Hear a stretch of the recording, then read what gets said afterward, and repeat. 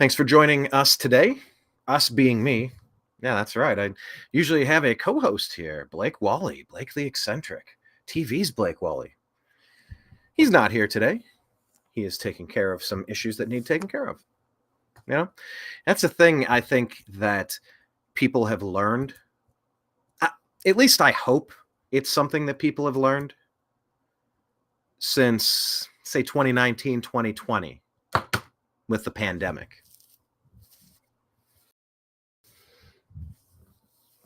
Being of a company and just like your life from 8 o'clock in the morning to 6 o'clock in the evening, it just belongs to somebody. That theory, that philosophy, that energy all got disrupted. There's a work-life balance. There's an educational balance because when you have children, you either teach them in your home, which means you can't be working, or you homeschool and you do work, or maybe you do side hustles. Maybe you work in the gig economy. Employers looking for people to seize possession of. That's a wonky phrase. I'm well aware of that. But it's almost like to get people as property. Maybe that's what this immigration thing is all about. By the way, my name is Brian Engelman. Thanks for joining. It's the Agree to Disagree show. It's Thursday, February 8th. I'm just off the top of my head, I'm having this thought and I'm trying to hash it out with you guys. And please leave your comments. I'll try to incorporate your comments into the show. I really, you always leave such interesting thoughts and information that's related to what we're talking about. And this really is a back and forth conversation. It's my favorite part about this. I guess if you would ever like to become a part of the show, I could send you the link, put it in the chat, let me know. I'll put you on the list, figure out how to do that. I don't usually take guests, but whatever.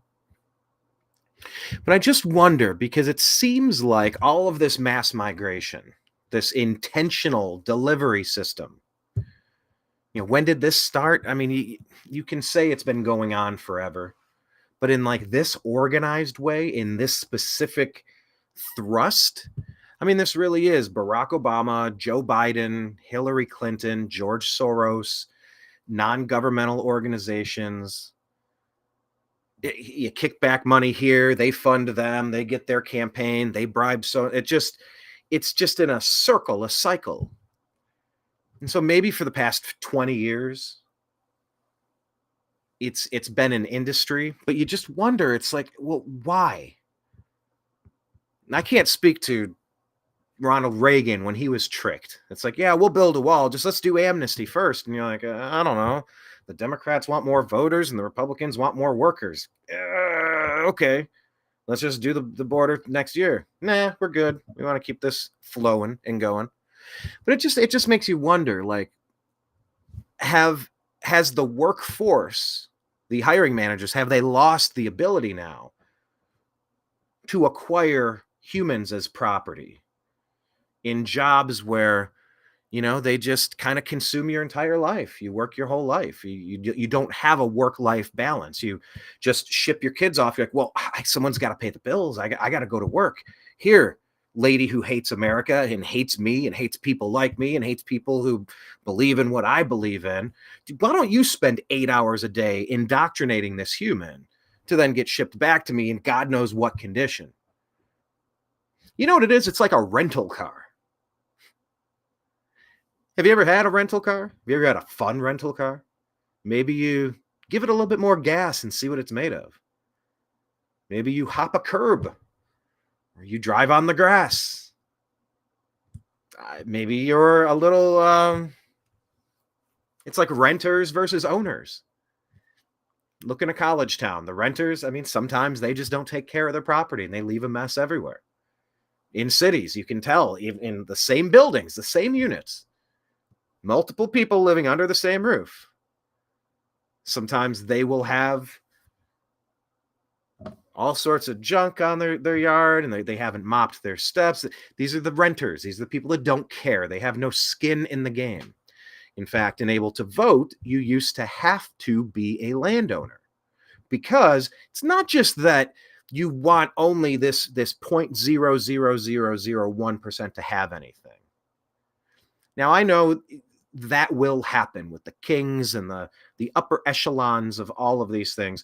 Wealth will accumulate in that top, the top 1%, says Bernie Sanders. But it's not so much that. I'll take your point. I'll concede that I understand what you mean, that yes, the wealthiest 1% get to accumulate all of the spoils. And okay, I get that to a certain degree. But when it comes to having skin in the game, the importance is you're a participant. You're at one with the process. You're on the same boat. So if the boat springs a hole in the bottom, you don't just kick back and go, I really, let's call the landlord. Wouldn't it be, I pay that 1% guy enough. He gets enough of my money. I'm not doing anything. It's not my problem. Whereas if you're on the same boat with people who own the boat, I know I'm mixing all these metaphors and analogies here, but you'll just grab a bucket and start finding a way to plug the hole and try to scoop the water out because you all sink together. And in America, you've had some people sinking, some people swimming, but you want people who are on the same team. You want your teammates to actually be your teammates. That's why you don't just let anybody into the locker room of your favorite football team. By the way, who are you rooting for? Question of the day, 49ers or the Chiefs, and why? But you don't just let anybody come into the locker room and start looking through your playbook and wandering through your facility. You screen people. You don't let people do that at a music festival. You don't let people do that at a movie theater. You don't let people do that at your kid's school. For the love of God, you don't let that happen. Why would you? Think about it. Why would you ever want random people floating around? So you put all this stuff together and you ask why. It's like they must want it. They must need a labor force that they can abuse. That's not a good thing. The other part of it is, for some reason, all those children who were indoctrinated for 8 hours a day by purple-haired people with piercings, telling them that everything about whatever used to be considered standard American fare, traditional values of trying to root for yourself and your family, your loved ones to succeed, like stay off drugs, don't have kids out of wedlock, and try to stay out of debt, and let's not commit crimes, and let's try to be a net positive to our community, try to volunteer and help clean up things, that help build things, help do stuff. Versus the exact opposite of all of that. What is the exact opposite of all of that? You could either be someone who doesn't participate in the process, or you're somebody that actively works to sabotage your efforts to do the right thing. And I say all of this to you because I had a conversation with somebody. I like this guy. I've known this guy for a while. I'm gonna try to make sure I don't. It doesn't matter. I mean, it's not like I'm saying anything to you that I wouldn't say to him and that I didn't say to him. But he and I, longtime friends, decades long, we have a severe disagreement. And we've hit that impasse. And that's really the impasse where the Agree to Disagree show was born, where the Agree to Disagree show had its genesis moment. God, how long have we been doing this? 20? For maybe 12 years we've been doing this, roughly. But when you have a disagreement with somebody who you respect, who you care for, who you're friends with, you're cordial with, you got no particular. Was that on The Simpsons where Mo says like, I wish him no particular ill will. I wish him no particular ill will. That is such a Mo Sizlak, Mo the bartender, slimy way. But it's clever. It's clever in what you say and it's clever in what you don't. I wish him no particular ill will. But when you're trying to communicate with someone, whether it's someone you love or someone you're an acquaintance with or someone you actually don't, you should be able to reach a point in that conversation and say, look, I agree to disagree. You're not changing my mind. I'm not changing yours. And you should be able, maybe a couple more volleys, maybe finish up some thoughts that you were trying to finish. And then just kind of drop it. You need to drop it. And that was where I found myself. And twice I added a comment saying to this person who is libertarian in today's topic, Libertarians, I beg of you to take a side in 2024. Thank you for joining us on the new American media, because the old American media has failed. Subscribe to us in all the places. Like us, thumbs up, subscribe, click the notification bell, please. Find us on Spotify and subscribe to the Agree to Disagree show, thenewamericanmedia.com. All the places, please, because we were blackmailed. We were, blacklisted. We were demonetized. We were shadow banned. Sorry, I was thinking blackballed, shadow banned, really. But Facebook took our account down. YouTube, took our monetization away. Facebook took my personal voice away during the last election. And we're going to talk about that today with the FBI's Elvis Chan. Does he deserve the harshest punishment possible for censorship? I'm going to say yes. I'll go ahead and give you a little teaser to that. We're going to talk about the Supreme Court, Mayorkas, Putin's puppy, Bukele, and Kentucky. Oh, Kentucky really screwed up with their justice system. We'll talk about those in a second, but, you reach the impasse. And so we've been talking about politics, and I just, he's like, I really don't want to discuss this with you anymore. And I'm like, all right. I go, look, and I'm just paraphrasing now. Like, this isn't a gotcha to him. This isn't meant to make him feel, I don't know, to put him on blast or something and make him look stupid. No, I'm not. I'm just trying to set you right in the conversation. And I said something along the lines of, look, your voice is an important voice. You shouldn't sit this one out, because he will not support Donald Trump. His hardline libertarian stance is, I would dare I say, just about every major issue of the Democrat Party is antithetical to libertarians. The most totalitarian nonsense being thrown at us every single day is coming from the deep state Democrats and the rhinos. Remember, Republicans and Democrats are the same party. They're the same two wings of the same dirty bird. Former Governor Jesse Ventura from Minnesota, former wrestler and Navy SEAL. Remember, he famously talked about that. We'd go out in the ring as a professional wrestler, WWF at the time. I'd be the bad guy and he'd be the good guy, and we'd fight and they'd cheer and they'd boo and then they'd boo and then they'd cheer and somebody would win and whatever. And then we'd walk off. We'd hit the showers, change our clothes, sit down, and we'd have a steak dinner and a martini together. We'd cheers and we'd yuck it up because we're on the same team. We're just keeping the plebes, the plebeians, the riffraff. Let them have cake. Let them eat cake. Let them argue about their teams. Their teams. The Chiefs or the 49ers or the Republicans or the Democrats. Robble, robble, robble. And look, to make this fun, by the way, I do another sports show called The Unhappy Hour Sports Show. If you want to find us on the group on Facebook, it's very active. It's probably my favorite thing, but it's so unimportant usually. It's like I have to come back to talk about the news because it's super important what's happening in the world right now. But I do that show, The Unhappy Hour. It's on YouTube and Spotify. Subscribe if you could. Thumbs up, like us.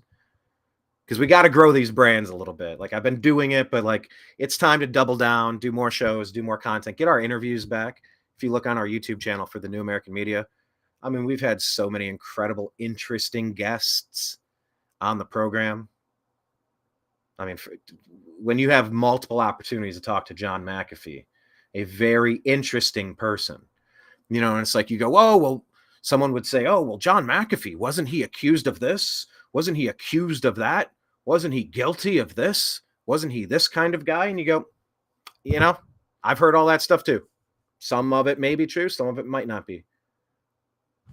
I'm here to have a conversation. So with my buddy, let me backtrack to my buddy, the libertarian who doesn't want to pick a side and will not vote for one party or the other and says they're the same. I get that. I understand what Jesse Ventura says. But I do see a unique triangulation from that same party going at Donald Trump. And I saw a lot of successes in the first term, probably a higher batting average than I've ever seen on Biden, probably the lowest batting average I've seen. Obama, twice, very low batting average. They're very similar to Biden, except Biden's worse because this is the third Obama term. And Obama from the basement with the earpiece gets to kind of use Biden to do what he really wanted to do those first terms. But he wasn't quite able to because he would have destroyed his political clout and nobody would have bought his election or his reelection. But now they're just throwing Biden to the wolves, doing all the dirty stuff they could never get away with their first term. Donald Trump, in my opinion, has a better batting average than George W. Bush. Look at all those foreign affairs issues. We're attacked by what? Where did we go? We went into Iraq. I'm looking at the map here. Afghanistan. All these countries. But weren't these Saudis that attacked the United States? How much of a deep state component was involved? And when you say deep state, there's a lot of definitions of deep state. For the sake of what we're saying, let's just call them traitors to the country of America.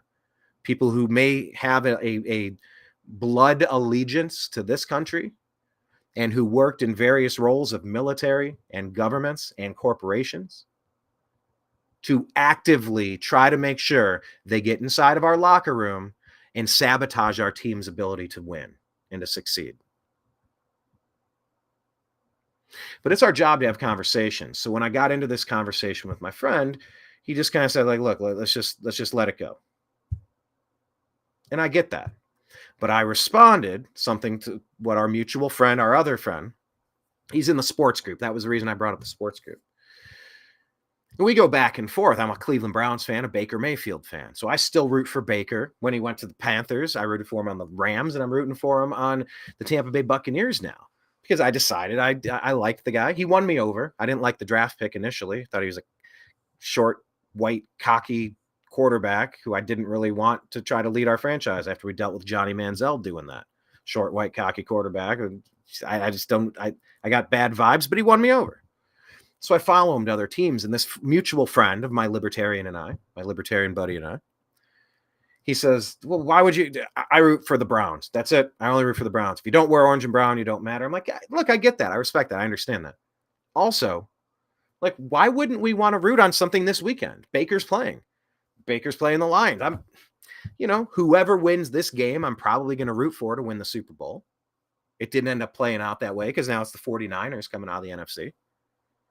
So maybe my third favorite team in the conference, but now I'm rooting for the 49ers in the Super Bowl. But it's like, well, that's not your team. Why are you rooting for that team? The 49ers aren't your team. Okay. But I like the sport. I want to watch the game and the commercials and the whole package. I want to take it all in, all of it in. Why shouldn't I watch that and maybe root for a team? What changes that for people is gambling. It's just so interesting how omnipresent now, just on your phone, you can gamble on anything. State to state, they're all just letting you gamble.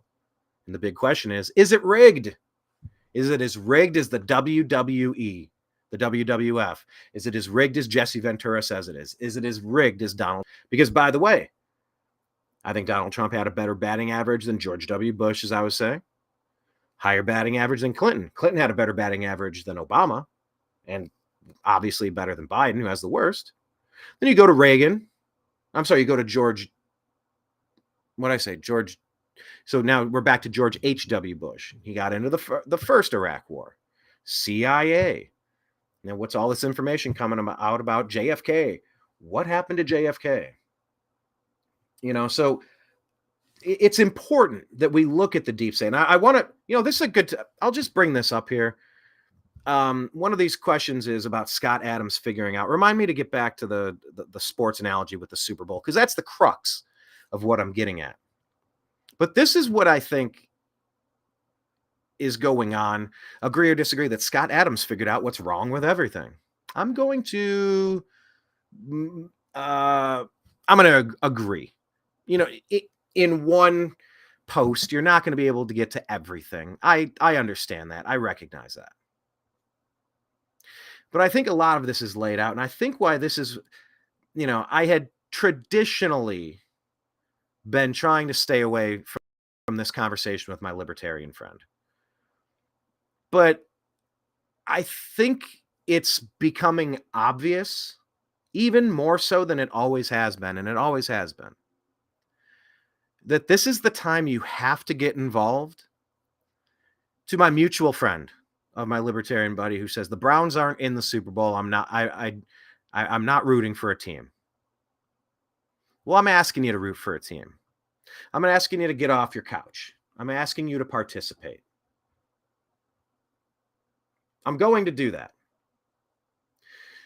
because this is important. And I try to respect the boundaries of, nobody's going to change your opinion. But in the conversation with my libertarian friend, I said, fine, you got an important voice, but if you choose to sit this out, that's on you. I'll try to remember to not talk about the 2024 election with you. And then he responded back, well, blah, blah, blah, and you're wrong about this, and what I'm saying about this, and Trump that, and he's not that. Okay. And then I once again said, all right, well, whatever. That's incorrect in my view. And I wish you would participate, but I will try to stop talking about the 2024 election with you. And then he chimed in again. Yeah, well, Trump this and Trump that. And once again, I'm not reading it verbatim, but he continued the conversation. And then he got annoyed with me and shut down the chat. That's not productive.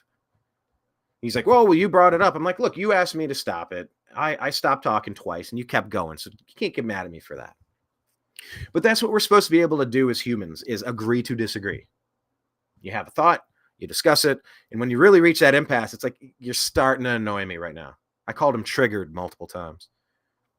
You want to trigger somebody that's conservative or Republican or libertarian, tell them that they're triggered. Not that he reacted in that way to me, perhaps. Definitely intended to make that point. Because it's like, oh, it's too touchy to talk about. It's like everything's too touchy to talk about. If I walked on eggshells all day, I wouldn't have any interesting conversations. And that's why you interview Putin. That's why you interview John McAfee. That's why you interview. Doesn't matter. Talk. Well, you can't give them a platform. Piss off. I don't take directives from you. I have a First Amendment in this country, and I talk to the people that I want to for whatever reasons. And especially when I'm being lied to. Especially when someone's trying to pull over some bullshit. Especially when someone's trying to harm me economically, financially. Or harm my health, or force me to do something that I don't want to do, like a date rape, like you're participating in I don't know, maybe an Oprah Winfrey style casting couch situation with Harvey Weinstein. I said Harvey Firestein. Harvey Weinstein. Same voice, though, I think. I'm not going to do the full voice because it will tear my vocal cords up. But there's something going on that's worth having difficult conversations about. There's something happening where it's like, so I'll drop it with this dude. But, you got to be able to ask permission to speak freely. And if they say no, you got to give them some of that space. So, for what it's worth, fine. But like I did twice try to stop the conversation. But, this is why I think this is important. And this is why I think this is something Scott Adams says on X. He put this out. I'll read it to you verbatim. But this is kind of why this is more than your usual, I'm going to throw my vote away on a third party candidate. I'm a Browns fan. I'm not even going to watch the Super Bowl. I don't even care who wins. Yeah, but why not put $5 down on it? Root for something. I'm not a 49er fan. I'm definitely not rooting for the Kansas City Chiefs. I loathe the Chiefs, especially because of the dirty helmet-to-helmet hit that Dan Sorensen had on the Cleveland Browns to keep us out of the AFC Championship game with Baker Mayfield during the COVID season. I'm still salty with the Chiefs and the NFL about not calling that blatant helmet-to-helmet hit. that Baker Mayfield's touchdown pass to Hollywood Higgins bumped through the end zone in a fumble, through the end zone for a touchback. We lost the game by less than 7 points. That one play determined the whole game. And we were in the right, and the refs blew the call, either intentionally or unintentionally. So you know what? How about that? Maybe I'm not even rooting for something. I'm just rooting against something. I'm going to choose to root against the Chiefs. The annoying girlfriend, the annoying wife, the annoying Patrick Mahomes commercials, the annoying Travis Kelce Pfizer commercials, the annoying Travis Kelce Bud Light commercials, the annoying Taylor Swift cutaways, the annoying Taylor Swift endorsement of Joe Biden, the annoying commercials. You're the who are they? State Farm commercial. Every third commercial is one of these Chiefs players. I don't want you to sell me that jab. I don't like what you did, Kelce. I appreciate. Hey, look, you're from Cleveland area, greater Cleveland area. You know, that's cool. Congrats. And, whatever. But like, bro, I don't like people shilling for what you're doing right now. Like, I feel like you're selling your soul, buddy. I'm disappointed you took this path. But here's your reward. Here's the lady, Taylor Swift. And let's see if they can work in this big Biden endorsement. Get the Swifties registered because abortions, yay! This is the best we can do as a society. Is this really the best we can do? And look, the Supreme Court has ruled. You go to your state's a wide open, everything goes place, have at it. It's as libertarian a procedure, as libertarian a process, as small government, as the founders might have intended. It's not that the Supreme Court says, yeah, Roe versus Wade, everybody gets an abortion. No. That's a states' rights issue. That's not something our government, you're lucky because we're supposed to rule on life, liberty, and the pursuit of happiness. And life is the very beginning part of that. You're lucky we're kicking it back to the states. And that's not even my personal opinion on it. That's just my personal legal opinion on it. So do with that what you will. But maybe in the Super Bowl, you root against something more than you root for something. And that's what I'm telling my libertarian buddy. I'm trying to tell him, root against something. Even if I said, didn't you like that there were for 4 years we didn't get involved in a foreign conflict? He's like, yeah, I will give him that. I said, do you see what Mayorkas and Biden are intentionally doing to our southern border and all of the problems that are being created from this? Aren't you against that? He's like, yeah, I'm against that. I'm like, but Biden is for that. Can't you root against him? It's like, well, I'm libertarian, and I'm really putting words in his mouth, so that's not fair. But I'm just trying to sum up some of these main. We're playing tennis with ideas. I say this, he says that, and I'll misremember some of this, but take the point. And at the end of the day, I just said, look, there's something different here. Republicans and Democrats are on the same side of way too many of the issues that they're getting completely wrong because they're in on it together. Trump is not. That's why they're trying to kneecap him. That's why they're trying to take him out. You have got to consider getting off of the sidelines and participating. He took issue with that. And he's like, well, I'm not on the sidelines. I'm participating. You're the one who's supporting the party that violates this and this and this. I'm like, bro, that is such a cop-out. It's such a cop-out.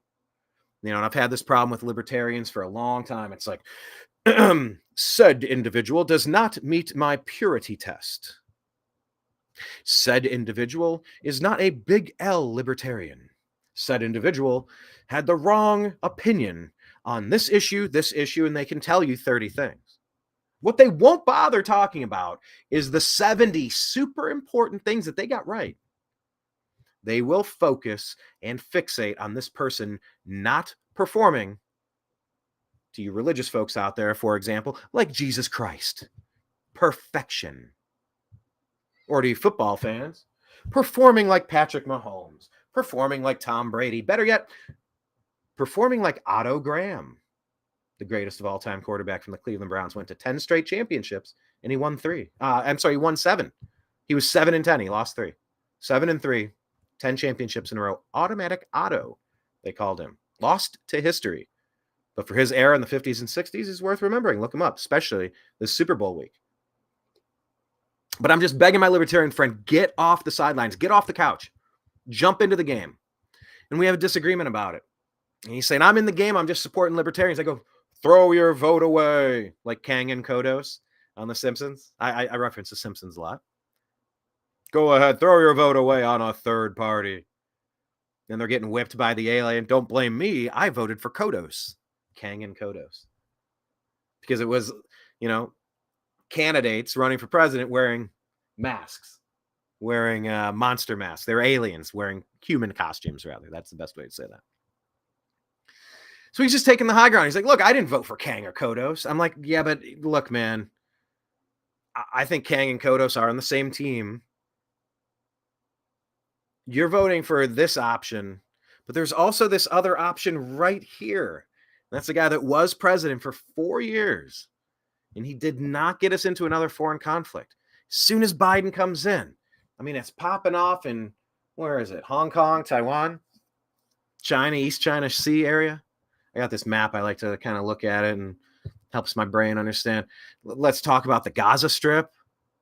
Wow, it seems like those Abraham Peace Accords. Didn't you like that, friend? Libertarian friend? Well, I mean, I'll concede that some of that was good. And yeah, you're right. We didn't get involved in a new foreign war. Okay. The debacle in Afghanistan. This is what they want. They want all that equipment floating around so that we can have more bad guys, so that we can buy more equipment to then go after those bad. It's just, what in the world are we doing? We're playing a game of chess with live people. The stuff going on in Ukraine is absurd. Just throwing these humans into a meat grinder, shooting them out into caskets, into body bags. And for the love of God, you go to war as an absolute last resort. I mean, this Hillary Clinton, Barack Obama, Joe Biden, George Soros wing of the deep state Democrats. And you can put in your Cheneys, your Romneys, your McCains, McConnells. There's plenty of rhinos here. But they have been playing pin the tail on Russia for years. I don't think General Wesley Clark said that that's one of the X amount of nations they plan to conquer in X amount of years. That famous Wesley Clark video. Remind me in the comments if he did. Oh, Trump's a Putin puppet. Trump only won because Russia rigged the election. That was Hillary Clinton with Perkins Coie in the Democrat Party creating the Steele dossier to frame him so that they could get fake FISA warrants to spy on his campaign, to sink him, and they still couldn't sink him. And then you saw what had to happen in 2020 just to get him out of there. Well, there's no stopping what's happening in 2024 if we can count the votes appropriately. Because in 2020, there's a lot of people that think, there's numbers that we saw, but how many of those were accurate? That is an ongoing question. And you're seeing it in court cases. You saw it in Georgia. They changed. In Georgia, they changed the votes in real time in a courtroom. Where's your evidence? Look, do a search. Don't do it on Google, though, because they won't show it to you. Don't do it on Google. Yandex is pretty good. Yandex is a search engine. DuckDuckGo isn't even that good anymore. But I'm just trying to convince my libertarian friend that something is different here. Let me read you what Scott Adams said.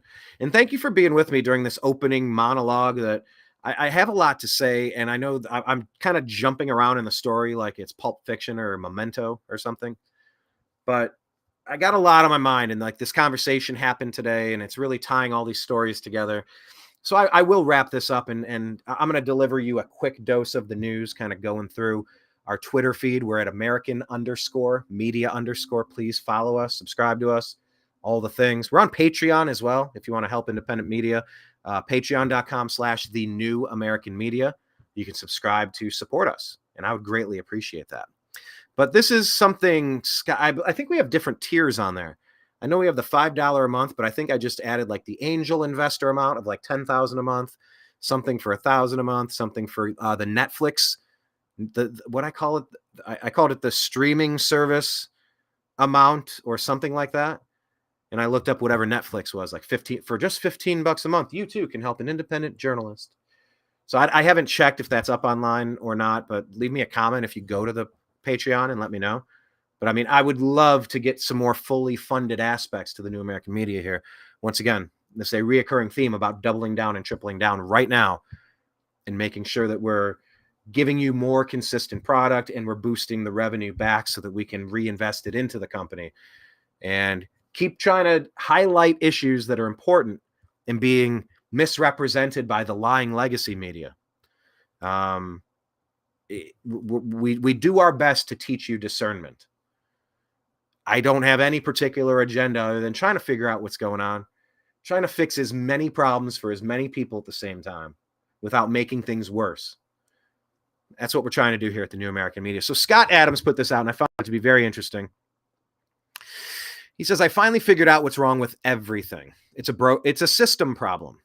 The introduction of Trump into the system or systems broke almost everything, and in multiple ways.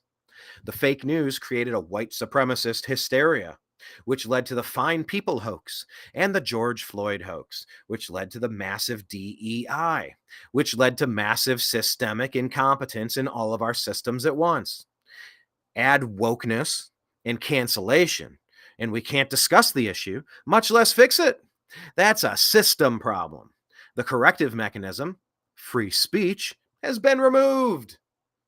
I'm going to jump in here and just remind you, I'm going to get to this David, what's the guy's name? Chan, the FBI person who was working to censor things. And that really is a theme for today. It's about Amazon trying to censor what options you have as books. It's about Hillary Clinton trying to censor Tucker Carlson's right to go speak to whoever the hell he feels like talking to, just because he's trying to pin the tail on Putin. These ridiculous theories. Today's episode is mainly about censorship and what they're trying to do, what they've done in the past, and what we need to do moving forward. So stay tuned for that story. But back to the Scott Adams post. He said the corrective mechanism, free speech, has been removed. On top of that, the Trump experience has made it clear all of our government systems are corrupt. They probably always were, but as long as we didn't notice, things limped along. Okay, but now we notice. Now we don't accept the science that we know is corrupt. We don't accept the omnibus bills that we know are corrupt. We don't accept the foreign wars that look sketchy. We don't accept elections we can't fully audit. Let me repeat that one more time in honor of Rush Limbaugh for those of you in Rio Linda, California. We don't accept elections that we can't fully audit. Don't tell me, oh, you have proprietary rights over the source code. If we can't check your source code, run your source code, demand and make sure that your system isn't even internet capable, despite the fact that they're logging in and out, allegedly. Votes can be changed in person. What do they say? All with just using a pen? Paper ballots, citizen identification, citizen identification cards, same-day voting, auditable voting. That's how you trust a system. That's how you look at what Bukele did. And I'll mention him quickly running through the stories in a minute. But how did he win his election in El Salvador? What do they say, 85%, 87%, 89%? I mean, you're almost in Saddam Hussein 100%. Kim Jong-un 100% voter approval rates. I mean, you're getting close to that.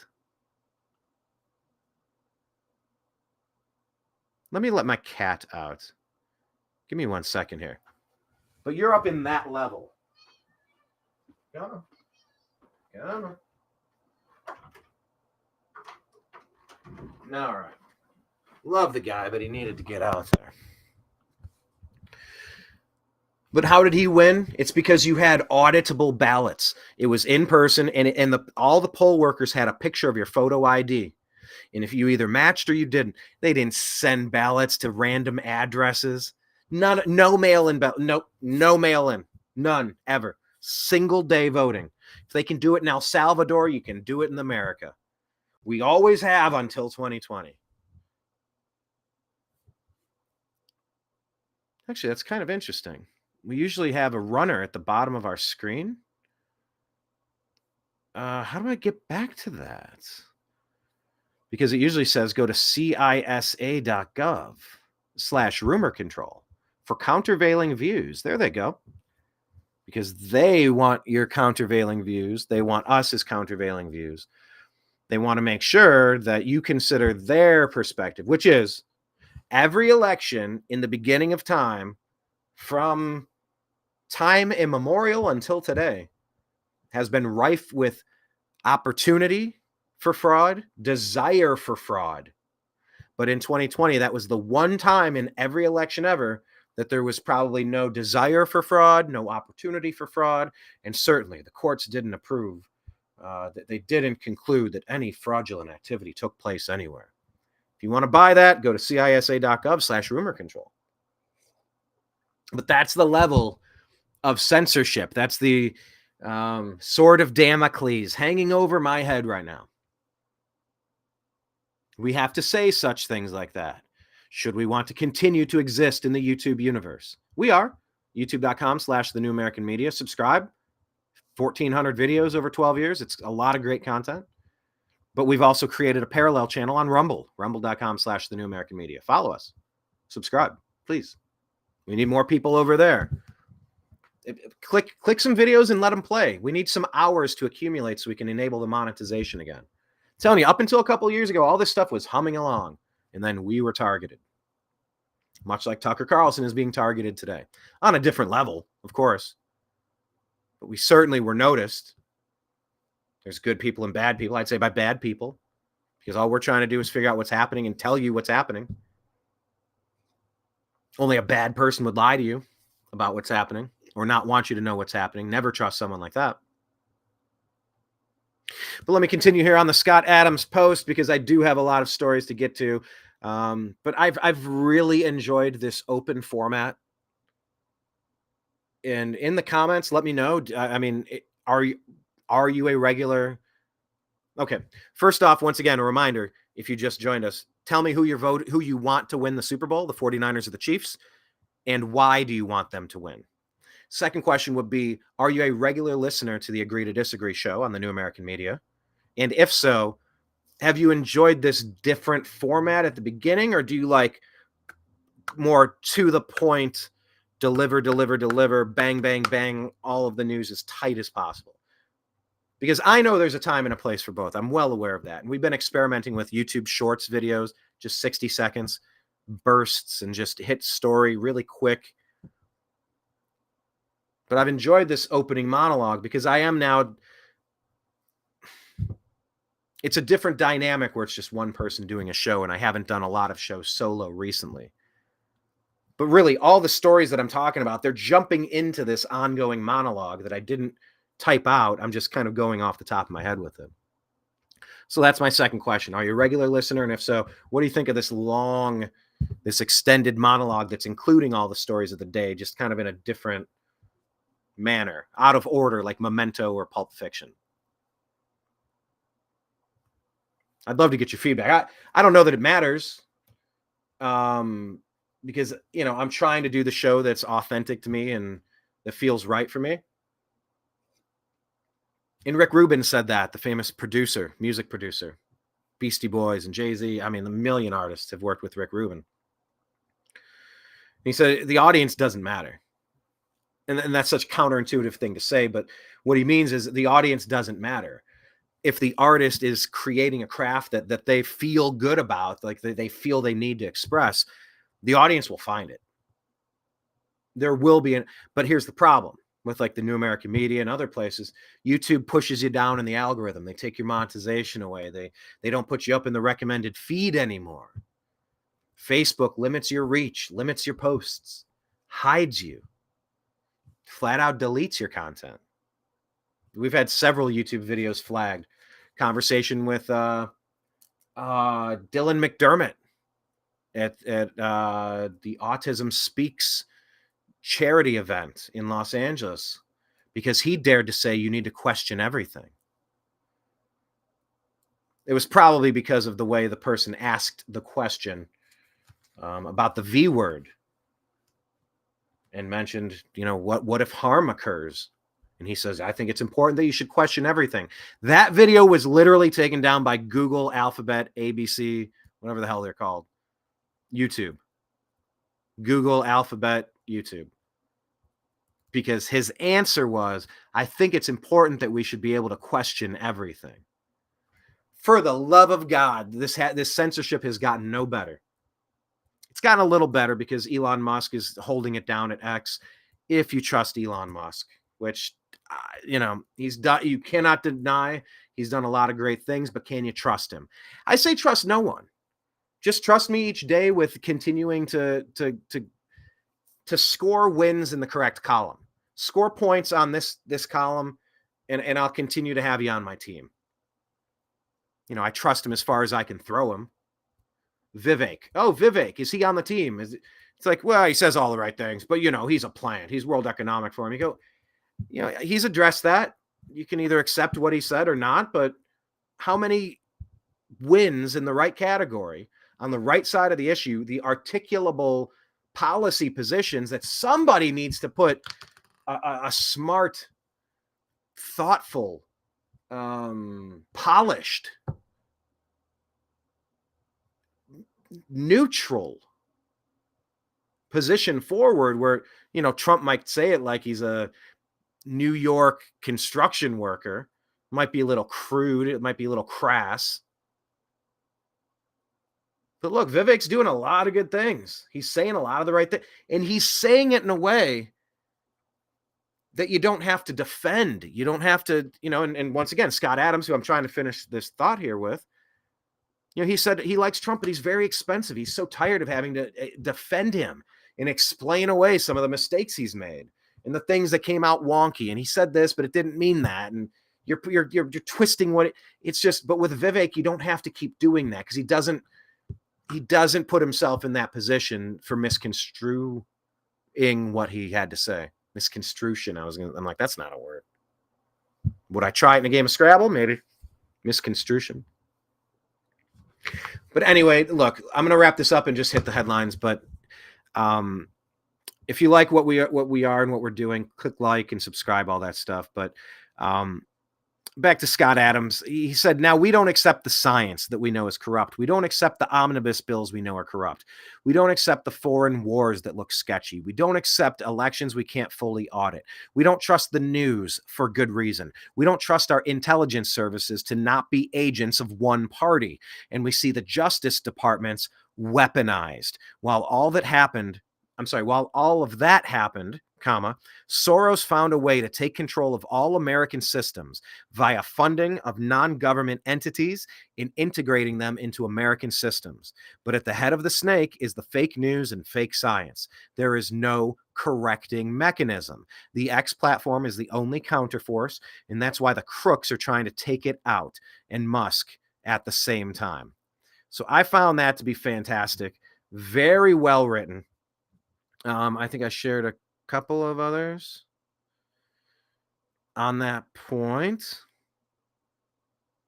Well, anyway, I just want to share that with you because this is what I was trying to articulate to my libertarian friend. I said, there are a lot of things happening right now. And we know deep state Democrats are on the wrong side of just about every important issue here. So that being said, please, would you consider getting off the couch and participating? He just said, look, me voting libertarian is participating. You're the one that's voting for bad stuff. And I said, for the love of God, man, that's like rooting for the Cleveland Browns to win the Super Bowl. They're not in it. They got beat in the first round by C.J. Stroud and the Houston Texans. We're not in this. And until the libertarians can actually show me something, until you can actually, I don't know, get more than 10%, 20%, 30%. Spare me that your 1.5% is something that's noble. It meets my purity test. I don't have to sully myself by merely voting against Joe Biden.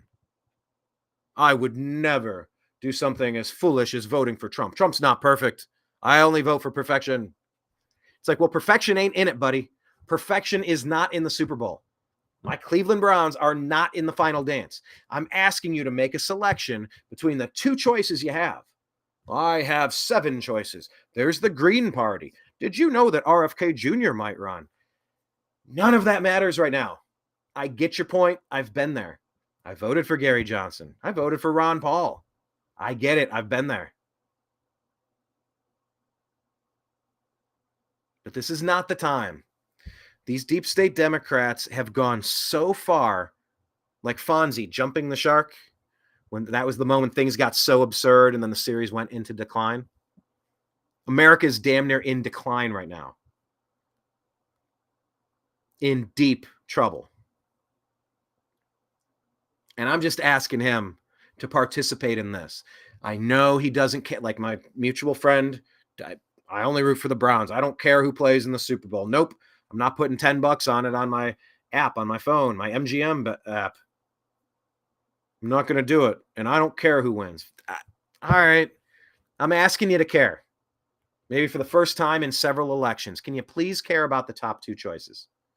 Can you please participate? Find me 2 policies that the Democrats are getting right. And I'll tell you that it's the same. Doesn't matter who wins. It's wrestling. They're on the same team. And I agree that the Romneys, the McCains, the Cheneys are the same as the Pelosi's, the Clintons, the Obamas, the Bidens. All of it. Same stuff. Same uniparty. But I think it's different. And I think it's important that you participate. So I'm begging libertarians, can you at least, look, I know you can talk about red flag laws, bump stocks. I got it. Those are the 2 dumbest things. Trump, that's at the top of the list, but he got a lot of stuff right. And putting some Supreme Court justices in there like Clarence Thomas. You will not even have the remote possibility of anything reasonable if Biden gets in there. All you're going to choose from is like a Kagan, a Sotomayor, Ketanji Brown Jackson. I think I said that name right. I'm not trying to get it wrong. Ketanji Jackson Brown, well, the newest one. Now I get where especially John Roberts appears to be compromised, a part of the Clinton Bush deep state, a plant. But you kind of have 0% chance of getting any Supreme Court justice in there that's going to get the Second Amendment right, the First Amendment right. These are key elements. The Fourth Amendment right, Fifth Amendment, 10th Amendment. There's a lot of key components. And man, it feels like natural born citizen really needs to be cleared up. I keep hearing back and forth opinions on that matter. We really need to kind of get some clarity on what a natural born citizen is. I believe, am I phrasing that right? Natural born citizen. The people who are eligible to become president. If there's a slight disagreement, we should probably figure it out. But I just don't see much improving. I see massive catastrophe if we continue on this path. And so I'm just begging all libertarians to consider voting for the guy that's been so uniquely persecuted, because it doesn't seem like he's on their same team. Oh, they'll overlap plenty. He's a businessman. He makes deals. He's not a complete fool, and he's not completely squeaky. Okay. But I'm asking you to jump in and participate in what's happening. So let's jump into the news here, talking about the Donald Trump 2024 re-election bid. Agree or disagree that the Supreme Court needs to unanimously shut down, the word was unanimously shut down, I didn't quite get it the first time around, shut down the Colorado election interference. Agree or disagree? I'm going to say yes. Do I expect them to be unanimous? I mean, they should. But the reality is there's no point in what's going on. I mean, the point is to try to kneecap Donald Trump. But the reality is there's no basis for any of this stuff. It's beyond absurd what they're trying to do. And there comes a time where you need to step up and put the adults back in the room again.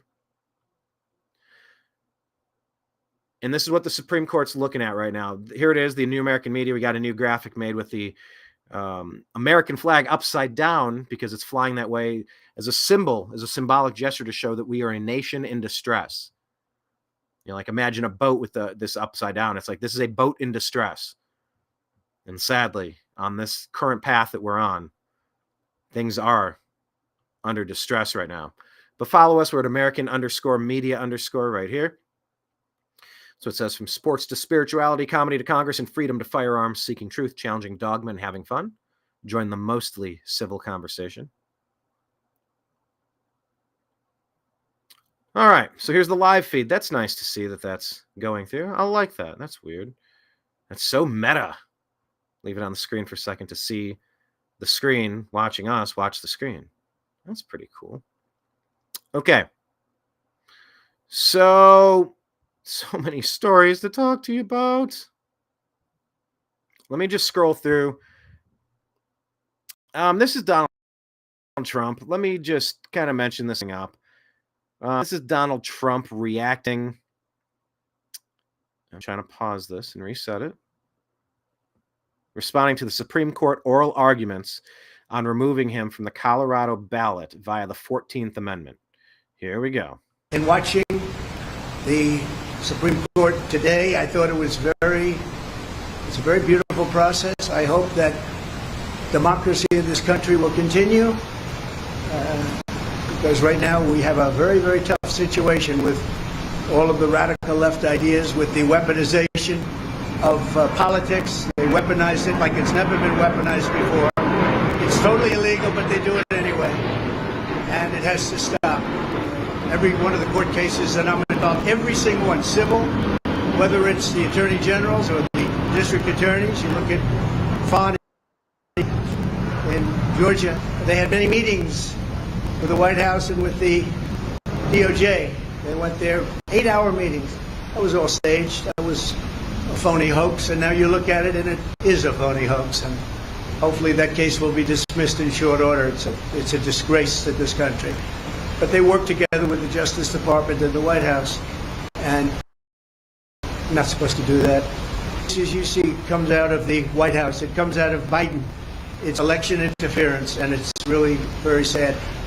I thought the presentation today was a very good one. I think it was well received. I hope it was well received. You have millions of people that are out there wanting to vote, and they happen to want to vote for me or the Republican Party, or whatever you want to, however you want to phrase it. But I'm the one running, and we are leading in every poll. We're leading in the local polls, in the state polls, and we're leading in the swing state polls, and we're leading very big in the national polls. So it's been a very great honor. So it's time for the adult to step back in the room and try to make sense of what's happening. This is unprecedented behavior. This really is. You never thought you'd live to see it. By the way, speaking of live to see it, let me click on the chat. I'm sorry, I am all out of sorts. Jane is here. Dreamer's here. What's up, everybody? Man, sorry I didn't get to you. Okay, I just want to go through some of these comments real quick, and then I'll continue about Trump. Facebook user says, as a landlord, I can definitely agree. Yeah, renters don't care. They have no skin in the game. So when you think about life, liberty, and property, and you think about, it was only rich white landowners. They're so racist and evil. It's like these were people that had skin in the game. They cared about their community succeeding. The people that care should kind of get to vote, and their opinions should be listened to, aside from someone that's just going, gimme. Yeah, you did too good. I blame you for my life problems. I've had all these bad things happen to me. It's your fault. I want. And that's what the Democrats do. They take the people that aren't doing well, and they just try to convince them of all this toxic that they force feed them. What is that in Clockwork Orange where the eyes are held open? Maybe this will be when they auto-generate the thumbnail. Oh, by the way, for those of you watching, listening on Spotify on the podcast, I held my eyes open like the toothpick scene or whatever that is from A Clockwork Orange, and they force feed you all this propaganda. But the Democrats, the dirty deep state Democrats, they just convince people everything is tribal politics. It's about man and woman. It's about white and black and Asian and Latino. It's about Islam and Christian and Judaism. You know, it's just like taking the 32 teams in the NFL. You just pit every team against each other. But then it's just like, it's their fault. We want more taxes. We need to go get them. Like that's not a healthy dynamic to lead a country. There should be some level of, you know, charitable participation. We can debate that on another day. You know, but what things have turned into is something that the founding fathers couldn't even imagine. But yeah, the concept, don't think about it as wealthy landowner. It's just like someone that cares. You're equal owners in the thing. You're going to take care of it. If 10 of you say, look, I got $10,000 in the bank, or if 10 of us chip in, we could mutually own this sports car. We'll get $100,000, get a McLaren or something. I don't know what. I know those are millions, I think, but it's like we'll all chip in on it together, and we'll use that as an asset. We think in 10 years that thing will be worth a bunch, so we'll pay the maintenance costs, and we'll each get to take it out on a weekend, and we'll just kind of, you know, we'll share it. Okay. Well, those people have a vested interest in driving the speed limit, parking away from where a shopping cart could hit it in the parking lot. All of these things, regular maintenance, oil changes, tire rotations. But if you got a rental car from the airport, take off, man. What was that, a curb? Oh. And I'm not saying I drive like an idiot, but I'm also not saying that I didn't get a $9.95 daily deal rate from Hertz, and I didn't go from Los Angeles to Vegas, and that all of the slow traffic was in the left lane and all the fast traffic was in the right lane. And for 3, 4, 5 hours through the desert night, the desert sky peppered with shining, glimmering, diamond-like constellations afar, that I wasn't part of an amazing caravan that made that trip a lot faster than you might have expected. But that's the difference between renting and owning. Obviously, if you have a share in it, you're going to care about it. Otherwise, if you leave that fancy $100,000 car up at the grocery store, put up a sign, go, hey, free joyrides. Good luck, pal. So who do you want voting? People that care about the car or people that want to take it for a joyride? So who's this? Bonnie Figure says, hello, sorry for bothering you. I want to offer promotion. Here, let's read it up. Promotion of your channel, viewers, followers, views, chatbots. The price is lower than any competitor. The quality is guaranteed. Thank you so much.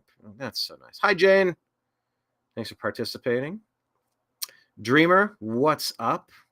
Dreamer asks, if you have all bad candidates, then maybe throwing away a protest vote isn't the worst thing in the world. Now it's not the time. Thank you. That is such a great point. Damn it. Thank you for bringing that up. That's why I appreciate your comments and thoughts. Once again, this is a tennis match. You and I, we're playing a game of Wii tennis. By the way, I was captain of my tennis team. Did you know that? Player of the week for my school news, or for the big city newspaper in Cleveland. That was awesome. But anyway, we're playing tennis now.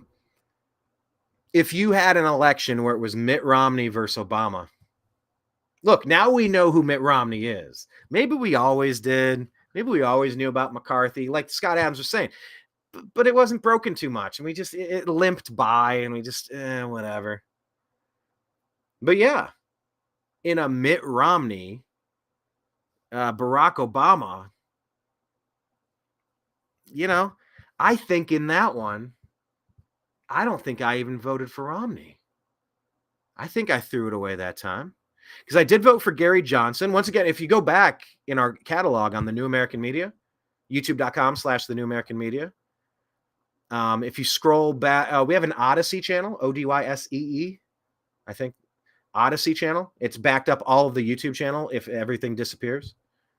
I wish Rumble would let me port all the videos in. I'd love to populate it. But we interviewed Gary Johnson, and I thought he was a great option at that point. What year was that? They all start to blur together. because you had McCain and Obama. I remember I voted against Obama. I didn't vote for McCain. I voted against Obama. I felt like I knew enough about who he was, what he represented, who raised him, who indoctrinated him, who he reported to. I felt like I had a clue when he said we're 5 days away from fundamentally transforming the United States of America. I kind of had a hunch where he was going with that. Maybe it was in 2012 then that I voted for Gary Johnson. When did I vote for Ron Paul? I'm telling you, I apologize. It all blurs together. But you're right. This isn't a year where they're all bad candidates. Dreamer, how would you say to your libertarian friend, how would you make that point directly about, I guess I'm assuming that you're saying that Trump is not a bad candidate because now it's not the time. How would you say it's different and why is it important? And why isn't this a year to waste your vote? I'm telling you, the purity tests on these people, it's just so, and I tried complimenting him. Like, you were a very important voice. Like, you're way too smart to sit this one out. Like, oh, I'm not sitting it out. You're sitting it out. You're sitting it in. You're participating in the bad stuff. I am not going to anyway, you get what I'm saying. But yeah, I don't think it's the year to do that either. I just don't. So Donald Trump, it is a Supreme Court right now. Let me just fly through. I think I'm going to do this a little bit out of order because I tweeted it out of order. But that was Donald Trump talking about the Supreme Court. I'll just skim through some of these. You can follow us at American_media_. Coach Tommy Tuberville says this morning, I was proud to take a stand for President Trump and for democracy outside the Supreme Court. The left's witch hunt has gone on long enough. Stop this attack on our democracy. It's a republic, by the way. And let the people decide in November. That's a great sentiment. Enough is enough. That's why, in my conversation with my libertarian friend, enough is enough, dude. You got it. I need you to jump in, please. The state of Ohio is going to count.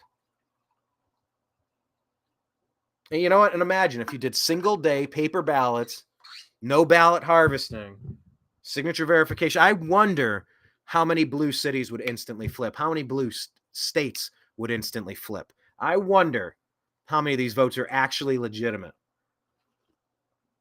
Because you just wonder, how could El Salvador vote for crime and chaos? They don't. If you have an honest election, look what people will always do. It just gives you the suspicion. And if you can't verify, and if it doesn't pass the smell test,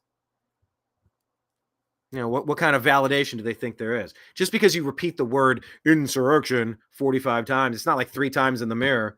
If you say Bloody Mary in the mirror 3 times, Bloody Mary will appear. Insurrection, insurrection, insurrection. Senator Marsha Blackburn says, I went to the Supreme Court this morning to show my support for President Trump. The left's nearly decade-long witch hunt to take down Trump must end. Let the American people decide our next president. I'm just going to check the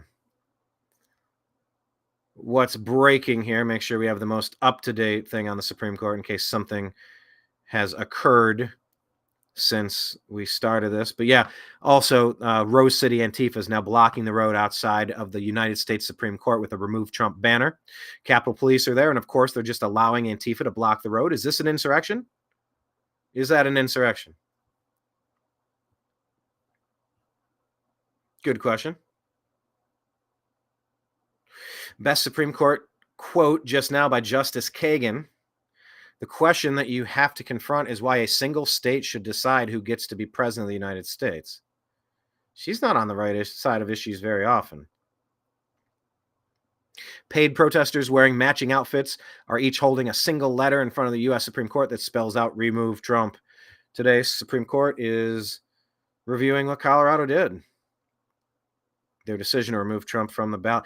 And I wish we had more of this. This is such, agree or disagree. It is time to get more items fast-tracked through the Supreme Court, more so than ever. Hawaii, what they did, trying to ban guns. Jamie Raskin trying to put something forward saying you can't have militias. It's literally in the Second Amendment. about the militia. That's a trained group of people. It's like any football game. Like, don't you want a team that knows what plays you're running, how to work the equipment, what the rules are? That's training. That's competency. This war on competency has to stop. That's a pretty good way to describe it. It's a war on competency and ability. Yeah, so this is Laura Loomer saying, where are the House GOP lawmakers? Why are none of them in front of the Supreme Court today standing in solidarity with Trump? This is a terrible optic for the Republicans. The Democrats are completely controlling the media narrative and message on this today. I mean, look.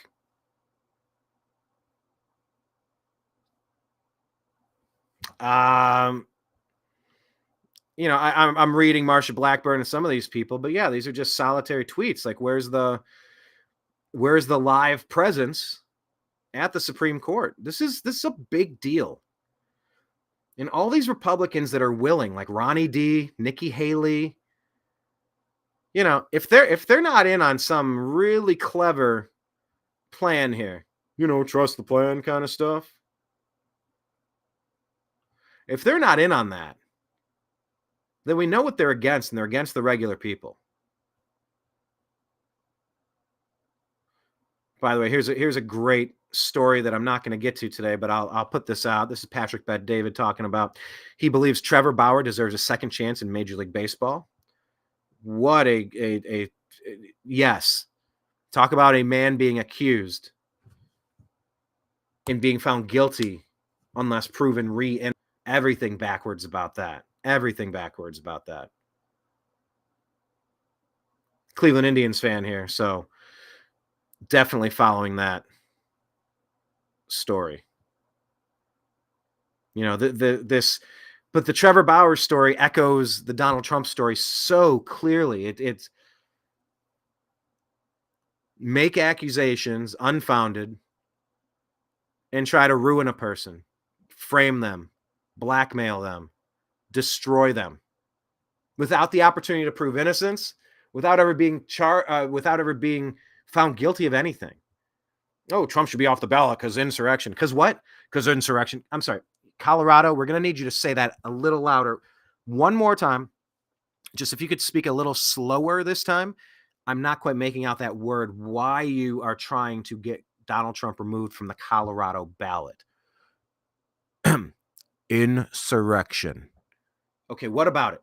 Because Trump did an insurrection. I'm sorry, Trump did an insurrection. Yes, Trump did an insurrection. Okay, that's not how, it's not did an insurrection. Yes, it is. He did it. Okay, but tell me on the doll where President Trump hurt you. No, okay, no, that's not what I'm saying. Show me where he did an insurrection. Look at the Capitol. Look at what about it? Look at the Capitol. Trump did an insurrection. Okay. Are you talking about Ray Epps pushing through the barricade? You're talking about before the crowd even left the Trump event? You're talking about that guy and the other people that were participating in that? It was an insurrection. Okay. Are you talking about the people? They went inside the building. Okay. The ones that walked around and took pictures and went in and prayed for the police in the people's house and then walked out, didn't harm anybody, didn't break anything, didn't cause any problems. Right, they did an insurrection. Okay, wait, no, hold on. You're saying the Trump supporters that were not told, take up arms and let's go get the bad guys. We're going to string them up right here. That never happened, but you're saying it happened. It happened. Look at the Capitol. Okay, well, look at the Capitol. All right. So all of the gun-owning Republican supporters, more specifically MAGA supporters, because most people think a large percentage, perhaps 50% or more, of the Republican Party is the exact same as the deep state Democrats. You're telling me all these gun owners did not take guns and did not fire a single shot that day. Yeah, that's an insurrection. That's literally the weakest insurrection in the history of insurrections, because they walked around, took selfies, and walked out, and you think that they were trying to overthrow the government. Yeah. All right. Well, I can't really say much to you because Colorado, I'm sorry, nobody ever charged Trump with insurrection. Nobody ever took him to court for an insurrection, and nobody ever found him guilty of an insurrection. So your premise is stupid, and everybody here is stupider for having listened to it. May God, you're awarded no points, and may God have mercy on your soul. I think that's like a Happy Gilmore. No, Billy Madison, I think. I mixed those up. They came out so close to each other. Billy Madison on the game show. We're all stupider for having heard you, Colorado. Please stop smoking your own supply. Don't be so high. So that's what's going on. I'm just going to tear through these stories and I'm just going to read them. They might be a little out of order, but I am going to start wrapping this show up. Like I said, out of order, but that's because, you know, I'm producing the whole show myself, and my show prep is a little splattered, a little shotgun out the back door kind of action going on. But I do go in clusters. If you see what we're finding on X and what we're resharing. Okay, yeah, I'll work my way backwards, and then I'll probably end up wrapping up on the insurrection story just because of how I tweeted this. But, you know, this is a story I got to talk about. It's, oh, actually, I don't see the story. So weird. There's a Kentucky person who says that I think they're a man, and they say they identify as a woman. Where is this damn story? It was in Kentucky. Doggone it. But this just happened. I just you need to know the levels we've reached. So there's this transgender daycare worker who has now avoided prison after you know, because all this stuff is AI. If I say these words, they might not let the show air. It's so weird. It feels like you're talking to kindergartners trying to spell things out because we're getting closer to their BIRTHDAY. It's like you can't say treat in front of the dog. A TREAT. So this person was accused of abusing a baby during a diaper change. And he now reports this Kentucky trans suspect at a daycare was given a sweetheart deal to avoid prison time. This person goes by the name of Maria Childers, and they were able to plead down the felonies to a single misdemeanor. A single misdemeanor. As a society, we have to do better. People that abuse children need to be erased through the legal system. Your state needs to amend your laws. Ron DeSantis, I believe, did down in Florida. You abuse a kid, you can suffer the ultimate capital punishment. Harsher punishment for abuse in Kentucky. Elena's law. There, I'll retweet that. I don't really know about this law, but my God, please retweet that.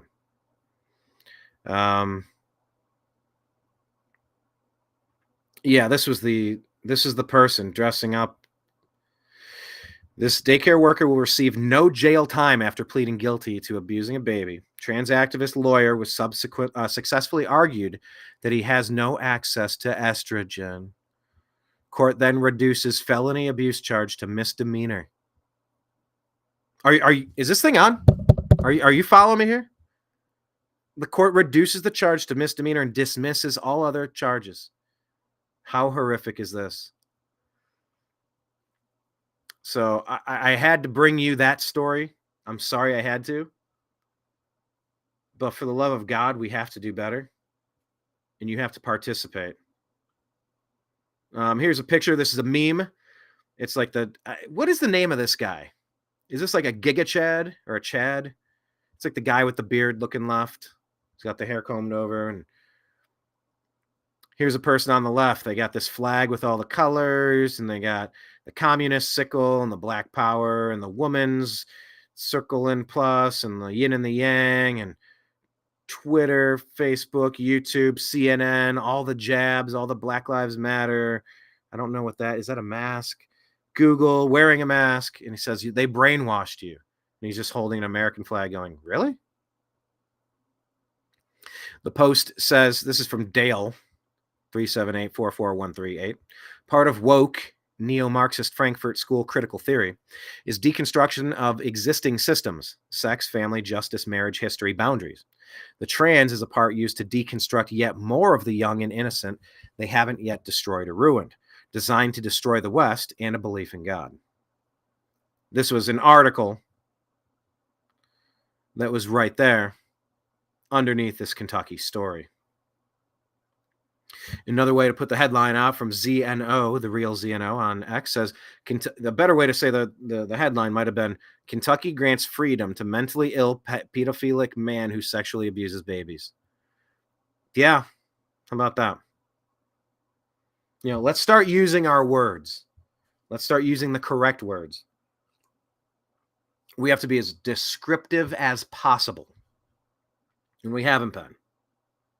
We've been dancing around issues. We've been tiptoeing around subjects. We've been trying to not, work things up with a libertarian friend of ours because I don't want this to get in the way of our friendship. I asked you to stop and you wouldn't stop, so I left the thread.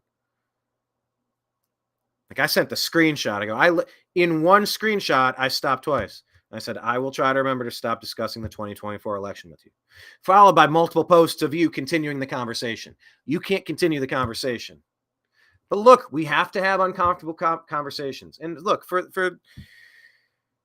the sake of, harmony, we should be able to say, look, let's agree to disagree on 2020. Let's table the topic. And I'll try to remember not to have it with you if I ever feel so inclined. And you absolutely must not be able to stomach another conversation with me about it. Remind me, can we agree to disagree on this? I don't want to get into it with you. All right, fine. But I think so much of you and your intellectual capabilities that I know you could perhaps be persuaded to realize that this is not one of those times to sit out having a bad candidate. I did ask the conversation of Dreamer, and I'll get back to his answer. He says, I guess in simplest terms, he might say to my libertarian buddy, Trump is the best opportunity to root out the corruption that we have had and may have for a long time. He's the best opportunity that we've had and that we might ever have. That's a great argument to my friend. In simplest terms, Donald Trump is the best opportunity, maybe the only opportunity of our lifetime, to root out the corruption that we have. And he might be the best opportunity that we have for a long time. And I've said that too. Like, if you let them take out Trump is uniquely qualified with screw you money. The rest of us, what? It's so easy to ruin a person. It's so easy to bribe or blackmail someone who doesn't really have any morals to begin with. Or somebody makes a mistake and then they don't want to get embarrassed and they get deeper and deeper and they got more and more on them and they sell their soul brick by brick. Brick by brick. Why don't you check out a song called One Piece at a Time?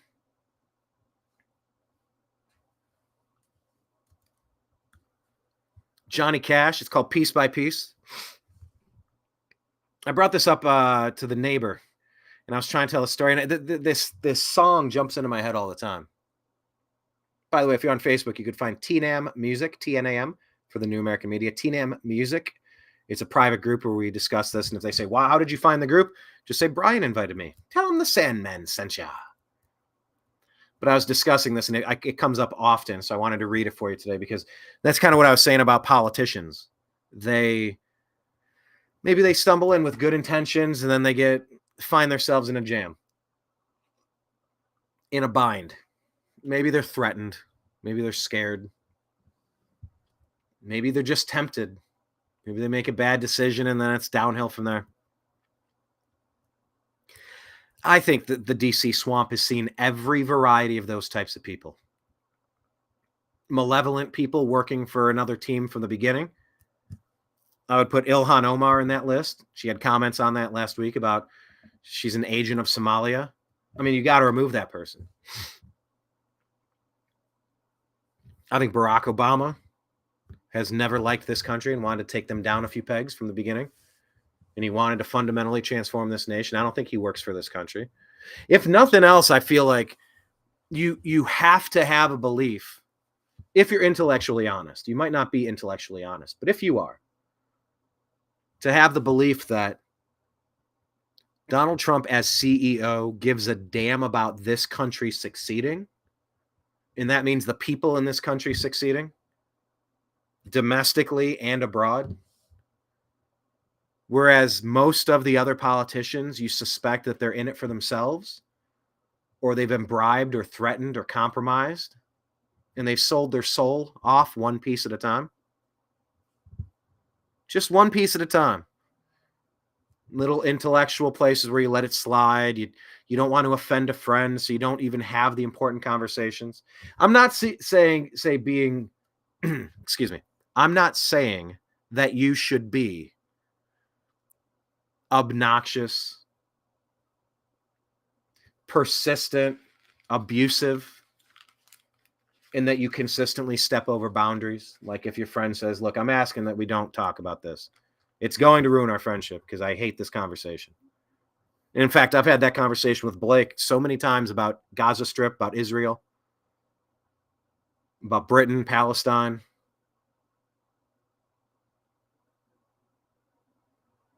This is a region where people have been fighting for decades, where people have been fighting for hundreds of years, where people have been fighting for thousands of years, where people have been fighting for since perhaps time immemorial. I really don't want to get into this issue. I can see where there's bad stuff on all sorts of sides. And I generally tend to land on, well, things were calm until these assholes started some stuff. I know it gets tricky. Because you say, where did bin Laden come? Yep, see, they started it. It's like, well, who funded bin Laden against the Mujahideen? Guess what? To go after Russia in Afghanistan. Yeah, that was the U.S., right? So, like, how much of this is blowback? The blowback that Ron Paul so eloquently talked about, which is why they hated Ron Paul, which is why I loved Ron Paul. I still love Ron Paul. I get that. But we tiptoe around these issues. And I think every time we fail to stand up and just, what's that quote? Maybe it's MLK, that the only thing that it takes for evil to succeed is for the good people to stand by and do nothing. Well, I'm just once again making the argument that you voting libertarian, my plea to you libertarians and you RFK supporters, look, vote for your horse if you come in the top two. If you're in that final week and you're in the top two, vote for them. Whoever. Anybody's better than Biden and the Democrats. And by the way, this isn't about Biden because they might put up Obama's spouse. They might put up Gavin Newsom. They might put up Kamala Harris. They might put up Hillary Clinton. Don't write that one off. I'm already against whoever they swap out Biden for. When I say swap out, I think he's been asked to step aside. He said no. And I think the dirty Democrat deep state might take him out and try to blame MAGA for it. I hate that I'm making this prediction, but mark it down. Today, Thursday, February 8th, I'm praying to the Lord Jesus Christ or any other entity as above or so below in this realm that you protect that treasonous man so that he can be charged for all of his crimes. Because I'm concerned that they will martyr him and try to falsely accuse MAGA. Amen. But I am concerned about that.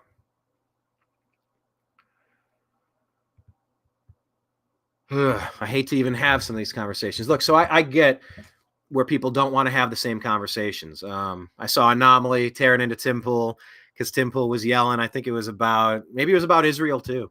I can't remember the topic. But it's like Tim blew his lid. He's like, I'm sick of having this conversation. Well, I think it was about Trump and pushing Project Warp Speed. And look, I get tired of having those same conversations too. I had a 3-hour conversation with Anomaly. But, there's a time and a place to really dig down and become abrasive. Or just, I'll hear you out. I'll hear everything you have to say. Doesn't mean I agree. And then once again, I'm going to get to Tucker Carlson. His interview is supposed to drop in about an hour and a half. You should all be there immediately interviewing Vladimir Putin. You know why? because we should negotiate a stoppage to this nonsense and stop sending our money over there. Stop throwing human beings into that meat grinder. That's called diplomacy. Yeah, well, Trump, he talked to Kim Jong-un in North Korea. Yeah, you talk to the bad guys. Well, you can't give them a platform. You need to negotiate sanity. If you're not at the table, you can't do any negotiating. Trump did a great job of a lot of it. A lot of it. So look, I'm not saying be abrasive to your friends, but I'm saying you do sell your soul one piece at a time. And every failure to have an important conversation, and not everybody wants to play tennis. Don't hit the ball at them if they're not expecting it. And maybe I did that a little bit. I threw him a few. He's mentioned it in the past. Like, just, I don't want to talk about it. But when he said, look, I really don't, maybe you toss the ball over and go, you want to play some tennis today? Go, for the 1,000th time, I'm good, but thanks. You could stop right there. But one piece of it at a time by Johnny Cash. He says, well, I left Kentucky back in 49. Went to Detroit and got a job on the assembly line. The first year they had me putting wheels on Cadillacs. Every day I'd watch them beauties roll by, and sometimes I'd hang my head and cry. Because I've always wanted me one that was long and black. One day I devised myself a plan. That should be the envy of most any man. I'd sneak it out of here in the lunchbox in my hand. Now, getting caught meant getting fired, but I figured I'd have it all by the time I retired. I'd have me a car worth at least $100,000. You'll know it's me when I come through your town. I'm going to ride around in style. I'm going to drive everybody wild because I'm the only one there is around. So the very next day when I punched in with my lunchbox and the help from a friend, I left that day with a lunchbox full of gears. I've never considered myself a thief, but GM wouldn't miss just one little piece, especially if I'd strung it out over several years. Now, the first day I got me a fuel pump. Next day I got... Wait, did they cut this off? The first day I got me a fuel pump. Where's it at? There we go. And the next day I got me an engine and a trunk. And then got me a transmission and all of the chrome, the little things I could get in my lunchbox, like nuts and bolts and all 4 shocks. But the big stuff we snuck out in my buddy's mobile home. Now, up to now, my plan went all right till we tried to put it all together one night, and that's when we noticed that something was definitely wrong. The transmission was a 53, and the motor turned out to be a 73. And when we tried to put in the bolts, all the holes were gone. So we drilled it out so that it would fit, and with a little bit of help and an adapter kit, we had that engine running just like a song. Now, the headlight was another sight, but we had 2 on the left and 1 on the right, but when we pulled out the switch, all 3 of them come on. The back end looked kind of funny too, but we put it together, and when we got through, well, that's when we noticed that we've only had 1 tail fin. About that time, my wife walked out, and I could see in her eyes that she had her doubts, but she opened the door and said, honey, take me for a spin. So we drove uptown just to get the tags, and I headed her right down the main drag. I could hear everybody laughing for blocks around. But up there at the courthouse, they didn't laugh, because to type it up, it took the whole staff, and when they got through, the title weighed 60 pounds. The title weighed 60 pounds. I got it one piece at a time, and it didn't cost me a dime. You'll know it's me when I come through your town. I'm going to ride around in style. I'm going to drive everybody wild because I'll have the only one there is around. Ugh. Yow, Red Rider. This is the Cottonmouth in the Psychobilly Cadillac. Come on. And the negatory cost of this and the negatory on the cost of this Mochine there, Red Rider, you might say. I went right up to the factory and picked right up. It's cheaper that way. What model is it? Well, it's a 49, 50, 51, 52, 53, 54, 55, 56, 57, 58, 59 automobile. It's a 60, 61, 62, 63, 64, 65, 66, 67, 69, 70 automobile. So there you go. How about that? You sell your soul one piece at a time. Like Johnny Cash wrote about. And every year that you're in Congress, it just gets a little easier to make a stock trade. It gets a little easier to take that meeting. Have that luncheon. run that fundraiser. But, there's strings attached. You take a bite of that steak, it's got a hook in it. And wouldn't it be great if we could maybe change the system that Scott Adams talked about so much in that tweet from earlier? The system's broken. Like, it was limping along and we just we dealt with it. But it's not limping anymore. It's blaring red. It is flashing red. Caution, warning, holy crap. And in a way, it's all because of Trump. Trump deserves a little bit of respect and appreciation for that. No, it doesn't make him perfect, because I've never seen a perfect candidate. But it makes him perfect for now. Oh, you're in a cult. Oh, for the love of God. I'm picking between the best option available. Please. This is not the time to throw away your vote on the Green Party, on RFK Jr. Now, let it be known, I want President Trump to announce his cabinet immediately.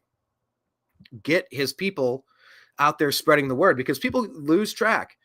They start thinking that this is about the messenger. It's not about Trump. It's about the message. And the message of Donald Trump is making sense of this stuff. Getting a few wins, chalking up a few hash marks in the correct category. The other guy, they are actively sabotaging.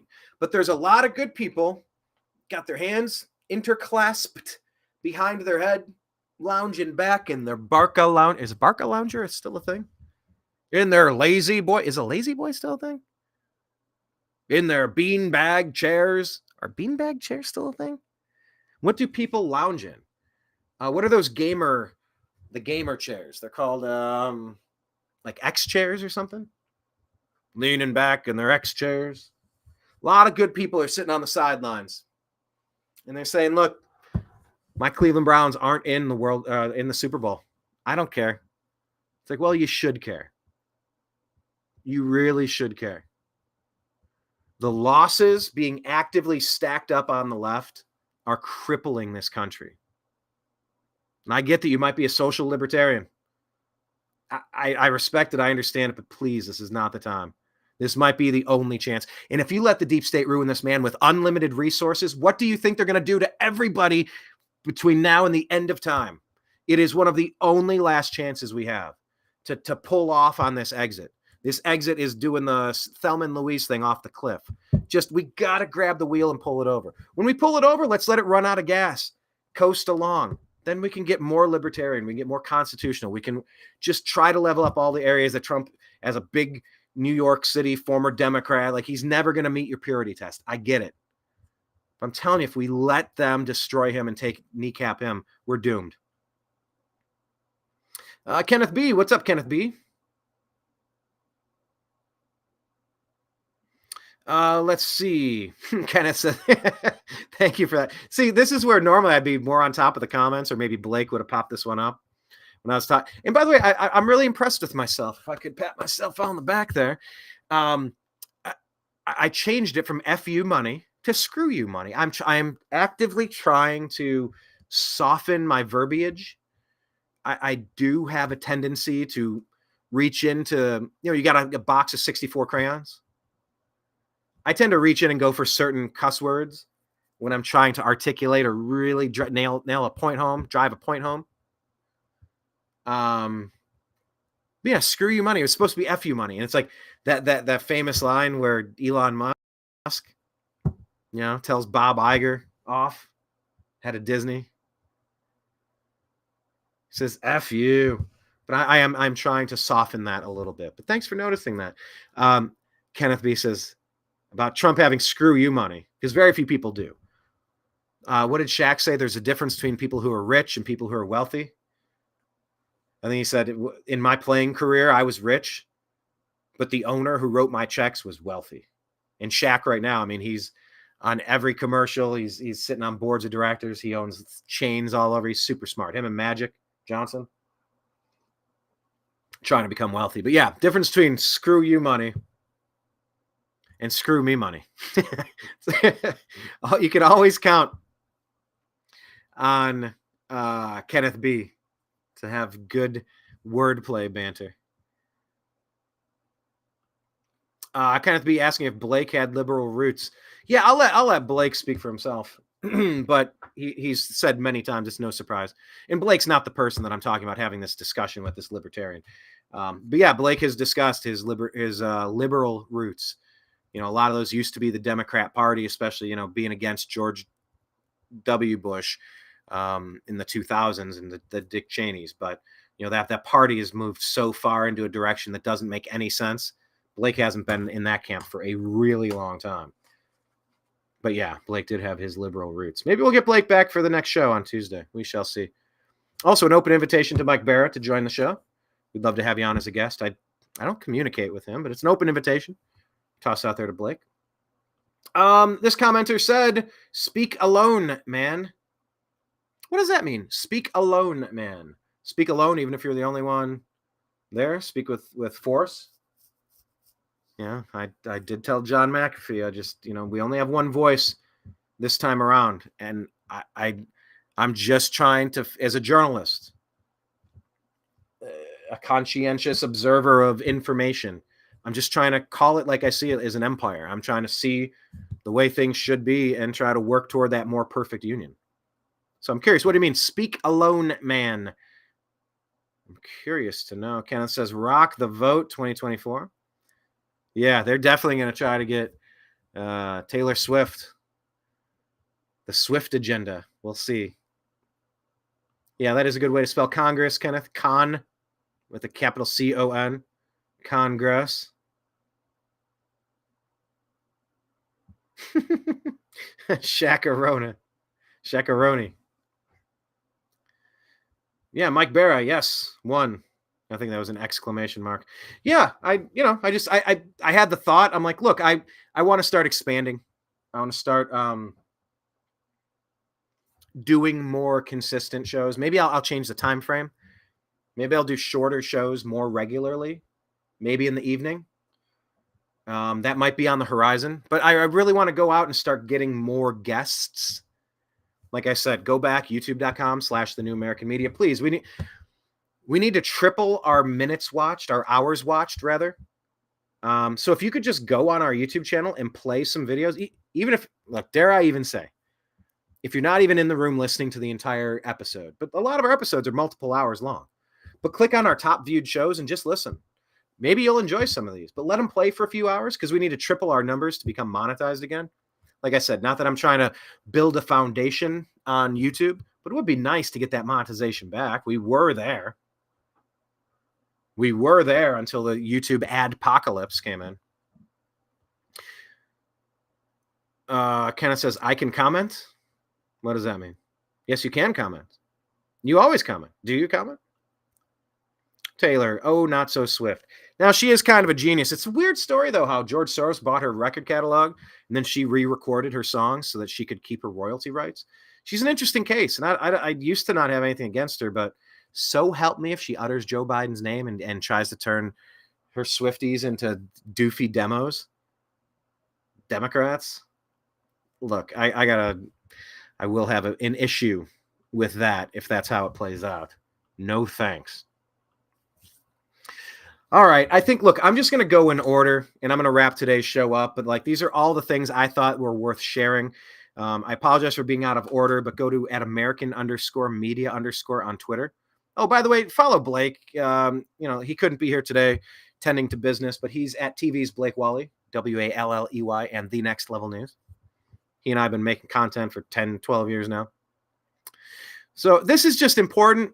I want you to follow this story. The House Judiciary Committee has now sued FBI agent Elvis Chan for flouting a subpoena to answer questions about the federal government's alleged collusion with social media companies to censor online speech. That's per the New York Post. Huge story. This one over here, by the way, I just want to get back to this. This is the Trump Colorado Supreme Court question from Colin Rugg. It says, just in, Supreme Court Justice Brett Kavanaugh, who once again was falsely accused, just like Trump, just like Trevor Bauer, just like so many people, so many false accusations. We got to get back to innocent unless proven guilty. I don't like saying until proven guilty because that feels ultimate. That feels inevitable. It's not inevitable that you will be found guilty. Guilty unless proven innocent. It cannot be that. It must be innocent unless proven guilty. Not until proven guilty. Anyway, just in, Supreme Court Justice Brett Kavanaugh hits lead attorney Jason Murray, who is trying to keep Trump off the ballot in Colorado, with a reality check. Quote, if you're convicted of an insurrection, you shall be disqualified from holding any office. President Trump has not been charged with an insurrection. Case closed. It should be a 9-0 ruling. This person, that seems problematic to the insurrection argument. You're damn right it does. So we'll keep our eyes peeled from when they announce that. I did play you what Donald Trump had to say about the Colorado craziness. Gave you Tommy Tuberville and Marsha Blackburn up there speaking. Showed you about the protests here. Antifa, Rose City Antifa.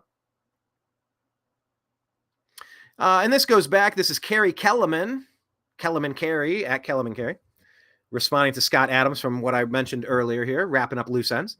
She says, that's why Trump, and this is in a nutshell, why I probably opened that can of worms with my libertarian friend again. What this lady's saying here in response to Scott Adams' post. Carrie says, that's why Trump's had my unwavering support since 2015.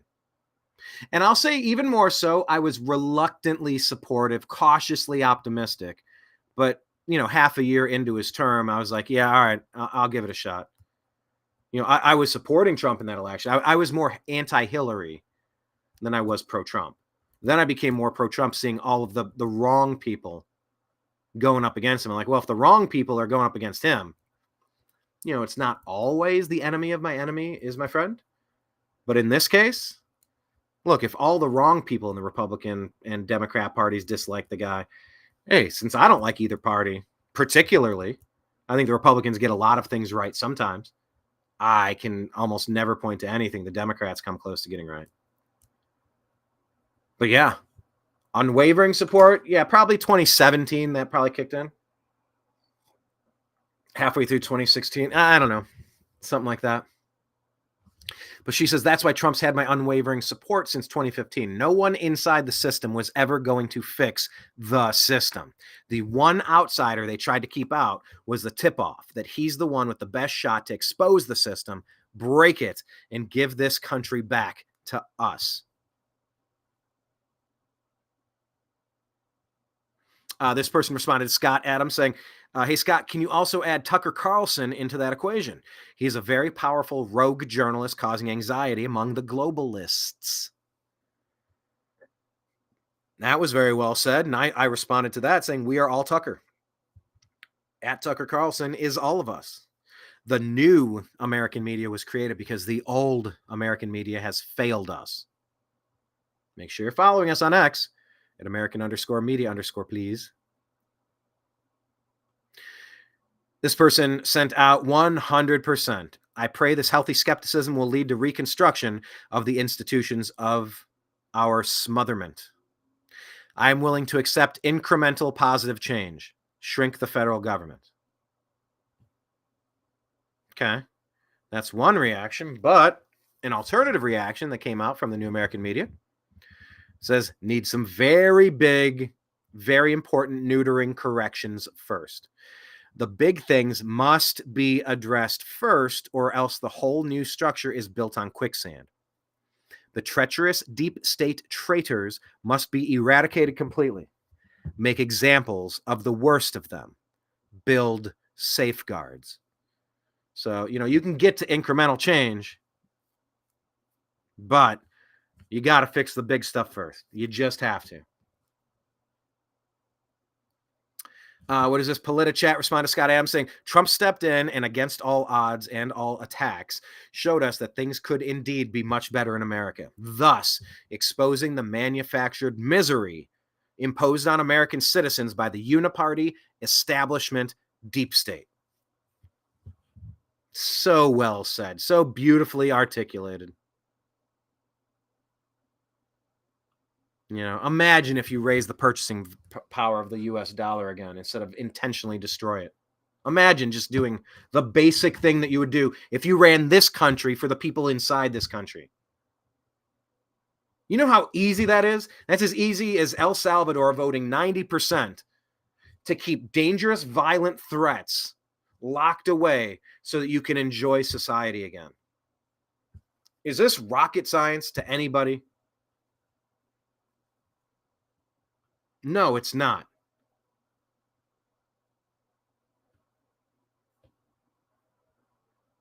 So anyway, there's the Brett Kavanaugh thread. Moving on to a couple other stories here.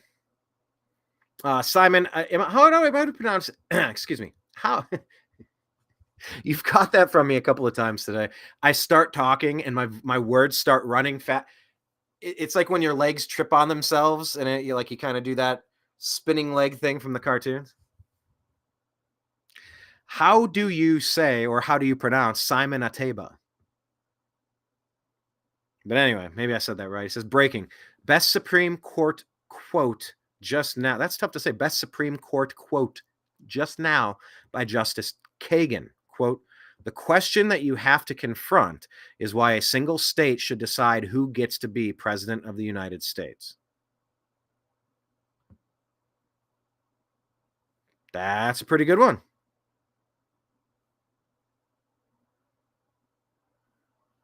Scrolling through here. A majority of the Supreme Court's 9 justices signaled that they would overturn the Colorado ruling, barring former President Trump from the state's presidential primary ballot.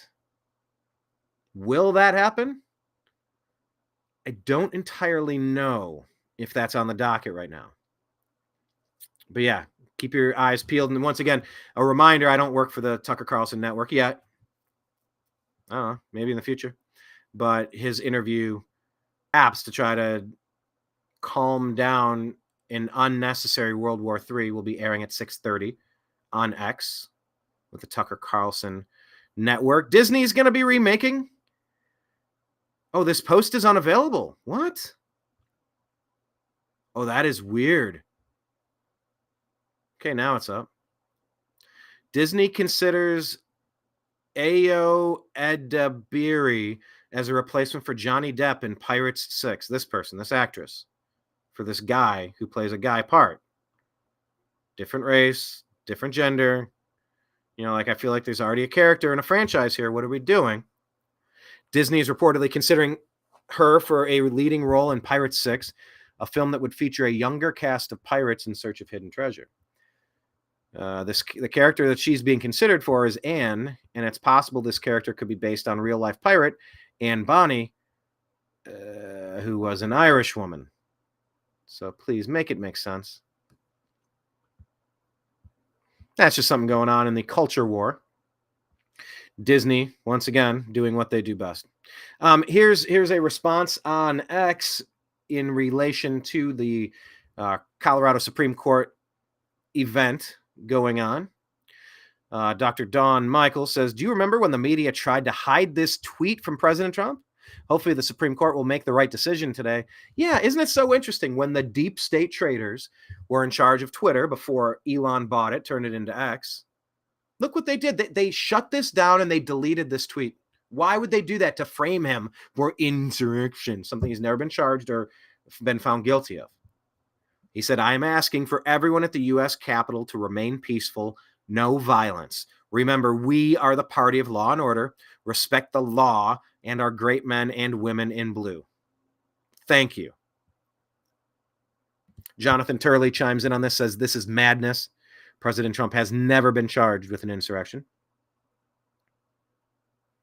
The Democrats have as much evidence that President Trump is an insurrectionist as they do that he's an axe murderer. He explicitly told everyone to be peaceful. I'll go ahead and play this again. He told everyone to be peaceful and never even hinted for people to be violent.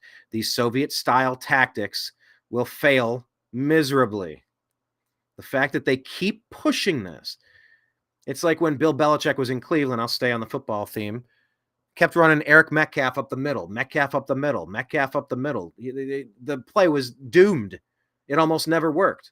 But then he went to the Falcons and the Chargers. He's catching touchdown passes. He's like one of the most dynamic players, but you can't run him right up the middle. He's a shifty guy. Give him a little bit of space to make a move. So these people, I mean, they look, Bill Belichick hasn't found all the head coaching positions, I believe, are full. And he's not going to get another chance after the Patriots, at least this year. We'll see if someone's fired, if he replaces him, but that was Metcalf up the middle style. That's what all these insurrectionist hoaxers keep pushing. Their tactics will fail miserably because it's a terrible argument. Here you go. Trump in his own words.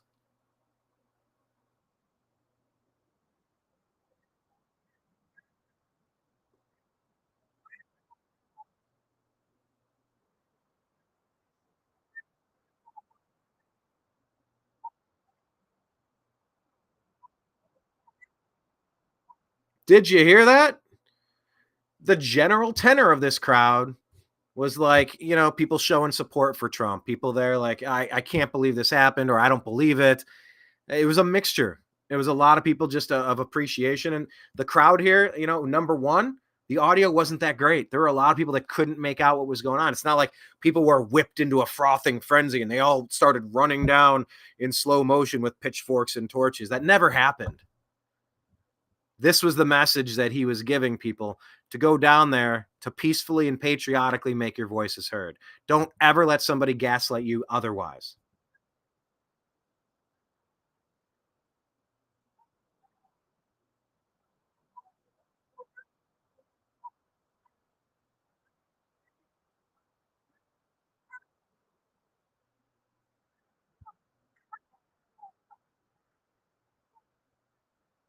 There you go. Peacefully and patriotically. So remember that, Supreme Court. Phil Holloway says, oh, here's another story. This is one that was on the books that I needed to get to. This is super creepy because there's two collusion stories and censorship collusion stories on today's stack. Where's the Amazon? Let me see if I have I went to the effort. Kenneth says we need to diss Disney. Even if Trump is off the ballet, can he still be written in? Yes. I think you spelled ballot, but I was just joking calling it the ballet. We do need to see justice. Oh, no sound. You didn't get the sound on that? Oh, doggone it. You know what I did? Well, I think it's important to the show that I give you the sound to this. Doggone it. I fell into the trap of the dreaded restream double click. It's like the discount double check. It's the dreaded double click. I had to activate the page. Let me try this again. And don't count the electors who have been lawfully slated. Lawfully slated. I know that everyone here will soon be marching over to the Capitol building to peacefully and patriotically make your voices heard. Today we will see whether Republicans stand strong for integrity of our elections, but whether or not they stand strong for our country. Our country. So there you have it. That's what you need to be aware of. Who have been lawfully slated. Lawfully slated. There we go. One more time. Peacefully, I know patriotically. that everyone here will soon be marching over to the Capitol building to peacefully and patriotically make your voices heard today. There you go. And once again, that's the message I'm sending to every libertarian on today's show. I'm begging you to peacefully and patriotically cast a vote against the deep state Democrats and the Rhino Republicans. Trump is the only one on the outside of these two, demographic groups, I suppose. All right, so I hope you're able to hear that. Here's another story that I wanted to get to. This is about Amazon. This is from the desk of Jim Jordan. The Amazon files, feeling pressure from the White House. Internal docs that have been subpoenaed by judiciary, GOP, and weaponization indicate that Amazon bowed down to the Biden White House pressure to censor books. Never before released internal emails subpoenaed reveal that the Biden White House pressured Amazon to censor books that expressed views that the White House did not approve of. Is the Biden administration asking us to remove books? Andy Slavitt, a senior Biden White House official who demanded that Facebook censor a meme and true information, was pressuring Amazon at the same time. Can you believe it? These are the people that must be eradicated. These are my words now, must be eradicated from our government. Must face criminal charges for civil rights abuses. On March 2nd, 2021, Slavitt fired off an email demanding to know who he and his White House colleagues could talk to at the company about the high levels of propaganda and misinformation and disinformation of Amazon. How did the Biden White House conclude that there was propaganda and misinformation in books sold on Amazon's bookstore? The White House ran keyword searches for controversial topics such as vaccine and emailed Amazon when it didn't like how the search results appeared. Piss off. Initially, Amazon decided to hold off on doing a manual intervention to censor books. Why? Not out of any commitment to free speech, but because doing so would be too visible to the American public and likely to spur criticism from conservative media. By the way, are you rethinking your Amazon membership right now? A company that would sell off your soul? A company that would sell off your rights one piece at a time? Like the Johnny Cash song? Well, you know what happens? If a company starts selling off your basic human rights, your civil liberties, a piece at a time, well, you know what happens to Disney, ABC, ESPN? You know what happens to Bud Light? Do you know what happens to Target? You start losing your consumer base one subscriber at a time. One piece at a time. Because this was your chance to stand up and do the right thing. And what did you do? You did the opposite. I've had Amazon. I don't mind it as a service. I appreciate the shopping capabilities, the marketplace of products. I do not support what they did by caving to Biden. And it's not Biden, because he'll be gone. It's about the deep state, the Democrats, the deep state Democrats and rhinos. The ones that say, we're saying you must put this in your body if you want to work. Didn't the Tuskegee experiments teach us that people should be very wary of when the government says you must put this in your body? They gave all those people syphilis intentionally. So don't you ever tell me what I must put in my body to be able to work. That's as gross a violation as Harvey Weinstein and a young actress delivered by Oprah. Okay? Jim Jordan continues, but why was the Biden White House so upset with Amazon? Because Amazon believed retailers are different than social media communities and provided their customers with access to a variety of viewpoints. For the Biden administration, letting Americans think for themselves was unacceptable. A week later, on 21, Amazon met with the White House. Internal Amazon documents reveal Amazon's top talking points going into the meeting. One of the key questions was whether the Biden White House wanted books banned or just buried deep in the search results. You know, like when you find an article, like maybe when I'm interviewing Larry Elder, one of our most shadow banned interviews ever. Larry Elder talking about the Black family unit. Oh, they hate that episode. They hate what Larry had to say. I heard him out. I wanted to hear what Larry had to say.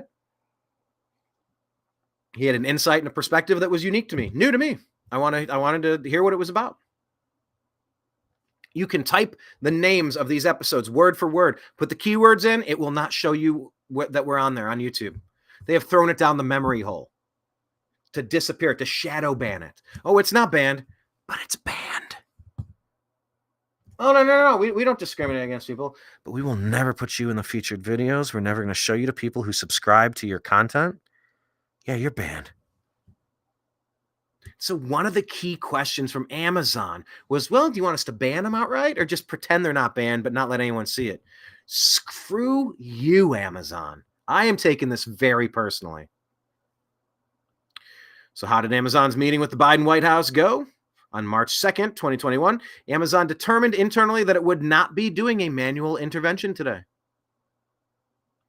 The online bookstore set a meeting with senior Biden White House officials for March 9th. What was the purpose of this meeting with the White House? to see if the administration is asking us to remove books, or are they more concerned about search results order, or both?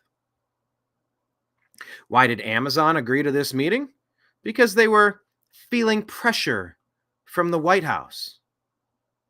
You've heard Mark Zuckerberg get up in front of Congress and kind of crocodile tears with us. Well, I was getting pressure from the CIA saying that there's a misinformation story. Remember that when they called it all the classic earmarks of Russian disinformation, the Hunter Biden laptop that would have absolutely sunk beyond the level of pausing 5 states, the most crucial swing states, that Trump was leading by hundreds of thousands of votes so that you could find enough votes to flip them in the following days. Something that would have been such a monumental landslide. He could have won all 50 states. No, but 51 liars in intelligence told you that the Hunter Biden laptop had all the classic earmarks of Russian propaganda. Air quotes if you're listening. If you're from Rio Linda, California, I'm doing the air quotes. I am not a crook.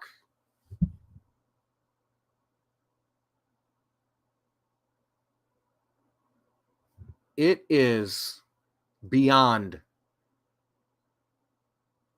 frustrating. It's an assault on everything decent to gaslight you to your face. And it's almost worse to do it without doing it. What's that scene in Pulp Fiction where he says, "Oh, I got my car keyed. I just got it out of storage." He goes, "Oh, if I could have caught the guy doing it, it would have almost been worth letting him do it just to catch him doing it."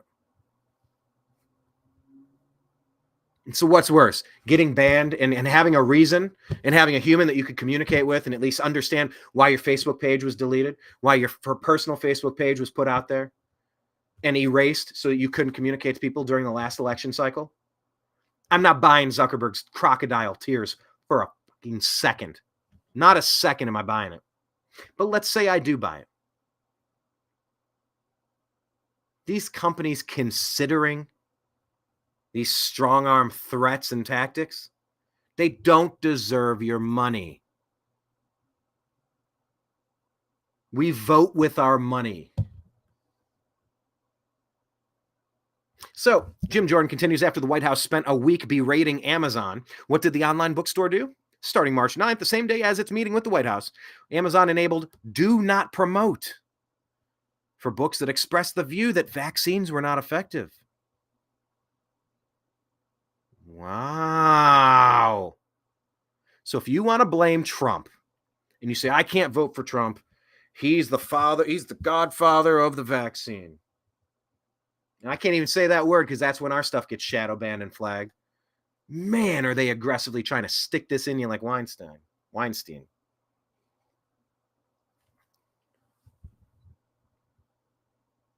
Oh, anybody making a sales pitch this aggressively. It's very date rapey. Back off.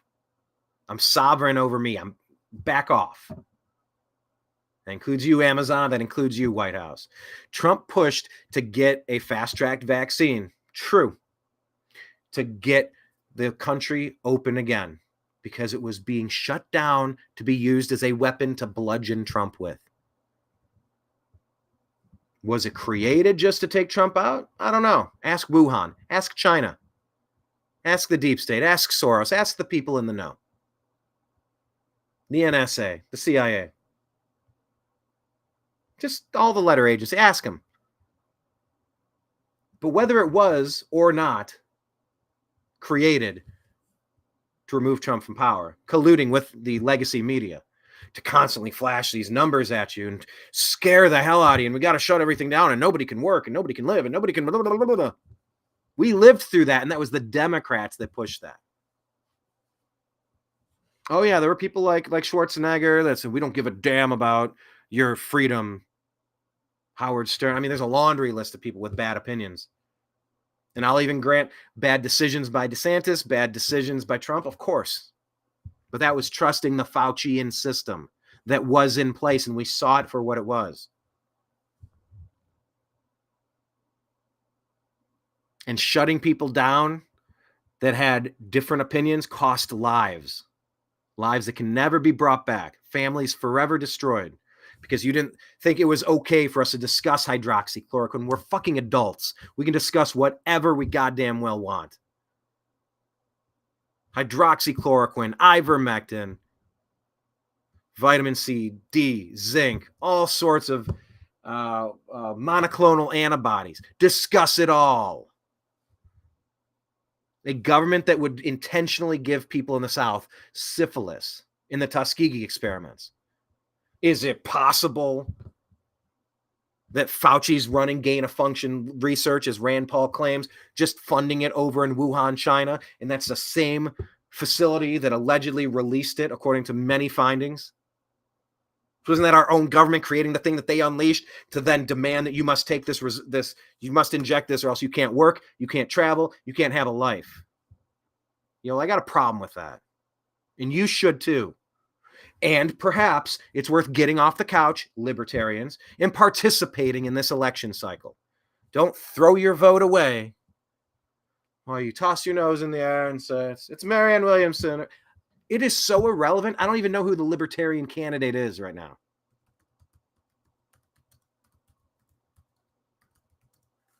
Libertarian presidential candidate 2024.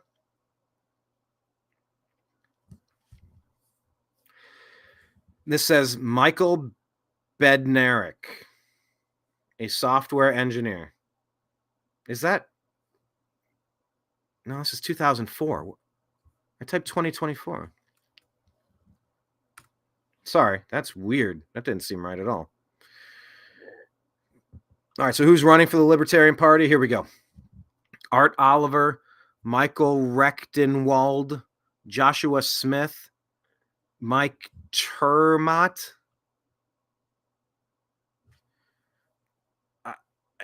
Look, if you're going to be in this,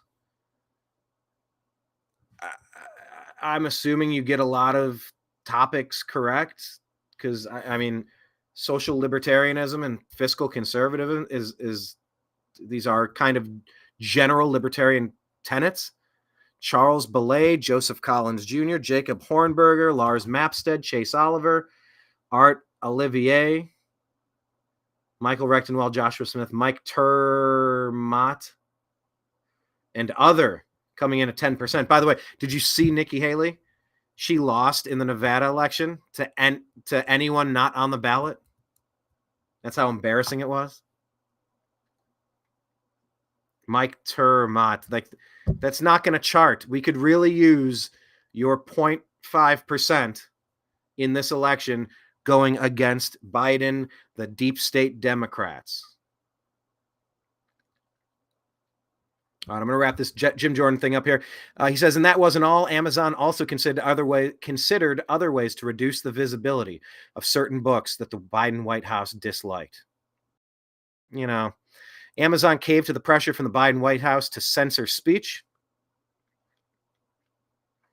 And then there's a link here, the Facebook files, part 1, smoking gun documents prove Facebook censored Americans because of the Biden White House pressure to be continued. So there. Super important. You need to be aware of what's happening on that front. So, that was the Jim Jordan files, the Amazon files. Let's see. So that would be visible. Let me move on to this other story here.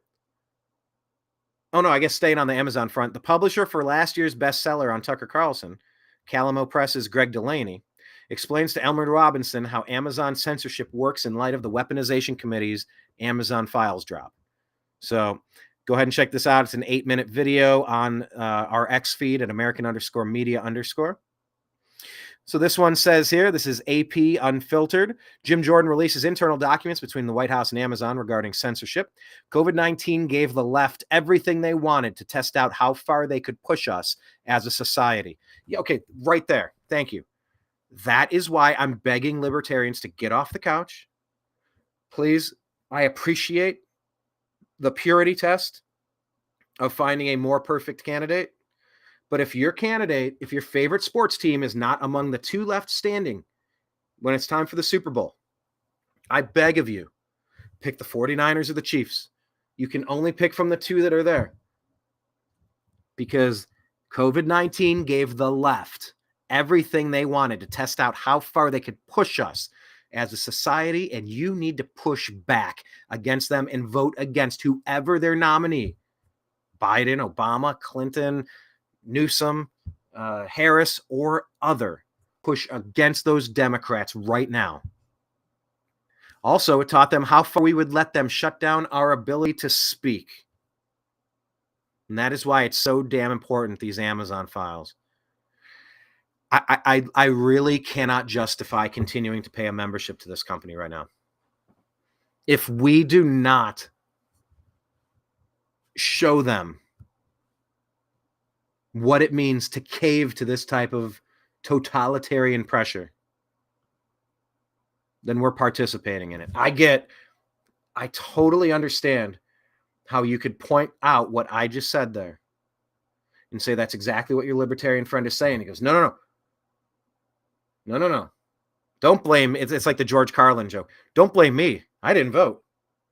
People say they like to get it wrong. Say, well, if you don't vote, you have no right to complain. Well, au contraire, I'd say the opposite. Because I didn't vote, I have every right to complain. You, on the other hand, participate in a system that gave us this. I get it. It's not lost on me. I simply disagree. I take that argument. I'll concede that, okay, it's a nice line. I understand how that wins you a point, but it doesn't win you the game, set, or the match. I'm just offering to play tennis. Back to the tennis analogy. Oh, this Amazon thing is for real. Ian Miller says, after seeing these inexcusable censorship efforts, you can't help but wonder if books like mine weren't promoted on Amazon because Biden White House officials pressured them into demoting or removing content critical of the administration, their indefensible views, their policies, and mandates. So it's right here, never before released emails, smoking gun documents from Kyle Becker. So check out that Amazon story, read up on it, be aware of it, and consider how you're spending your money with Amazon. I think my yearly subscription is up. I have a decision to make. This response to Jim Jordan, the Amazon file, says more evidence of the reach of the federal censorship Leviathan, not just social media, but also books on Amazon. All right, I want to get to this story here. This is another one about censorship. This is about an FBI agent now.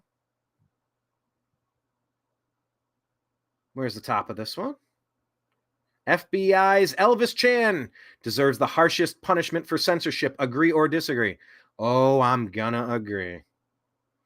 Kenneth in the comments said pitchforks no regarding the Capitol breach. Pitchforks no. Selfie sticks yes. Was Pence proven to be a traitor? Well, let's let this whole thing play out. Let's let it all play out. If he wasn't participating by playing a role, we have some serious conversations we could have. Kenneth B saying that is digital book burning. Yeah. Absolutely. Digital book burning. Gas lighted with a Bic lighter. 100%. They lie to you. They whiz on your leg and tell you it's not raining. Not Amazon. It's Amazon. C-O-N. No, it's not Amazon. It's Amagon. Thank you, Kenneth B. Appreciate that.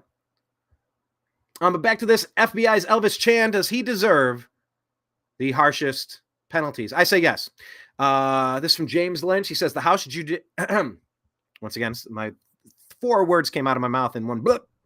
The House Judiciary Committee is suing FBI agent Elvis Chan for defying subpoenas to testify about his apparent role in pressuring social media companies to censor speech. They're tagging the Daily Caller. And that's good.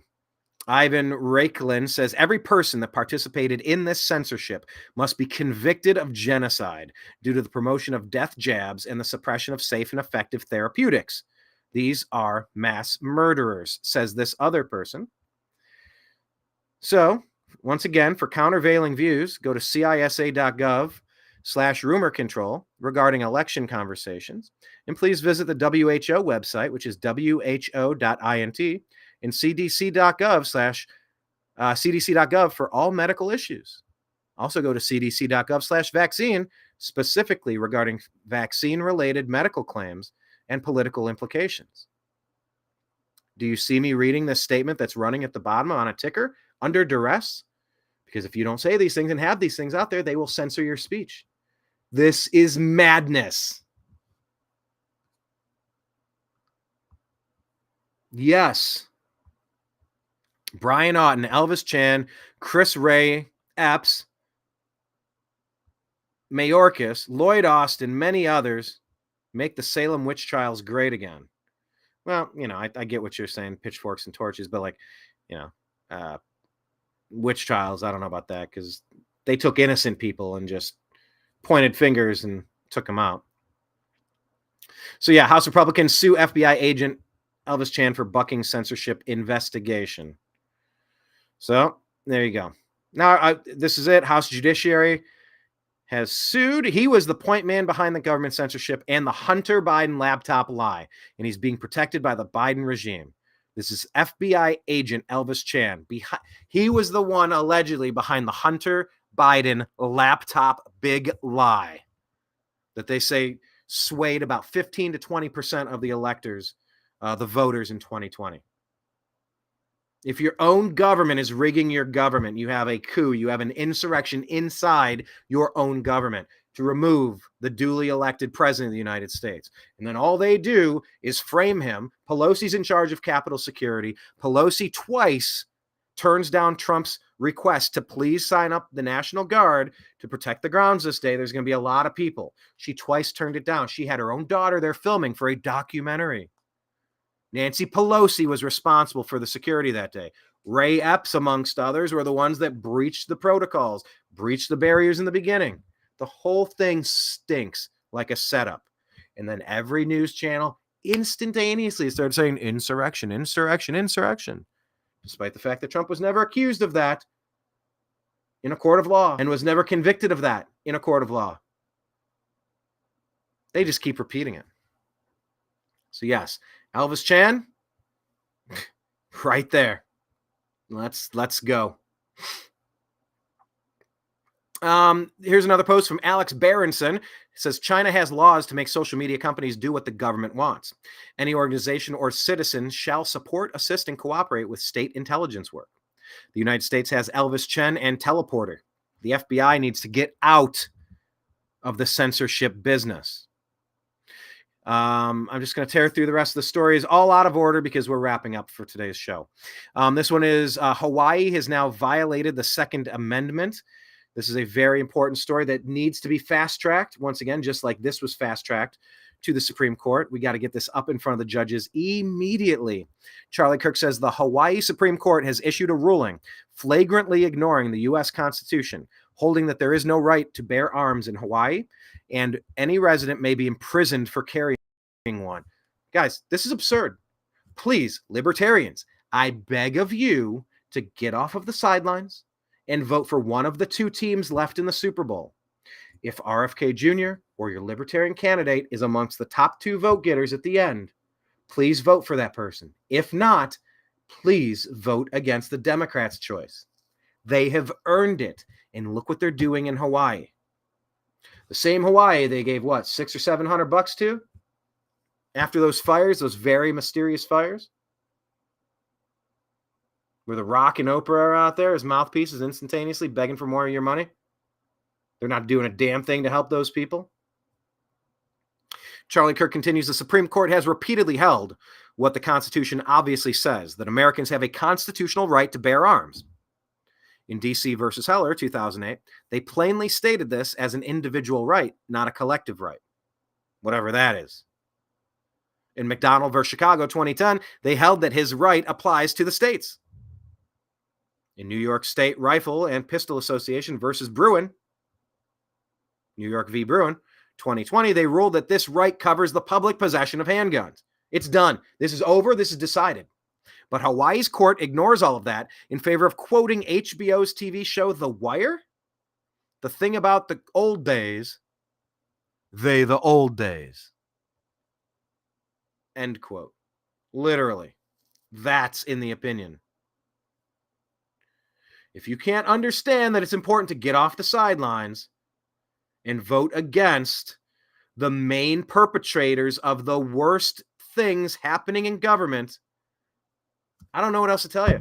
I'm just publicly pleading for you to reconsider your stance on I shall not get my linens. I shall not sully my fingernails by getting in the mud and tussling with YouTube vermin. I am libertarian and perfect.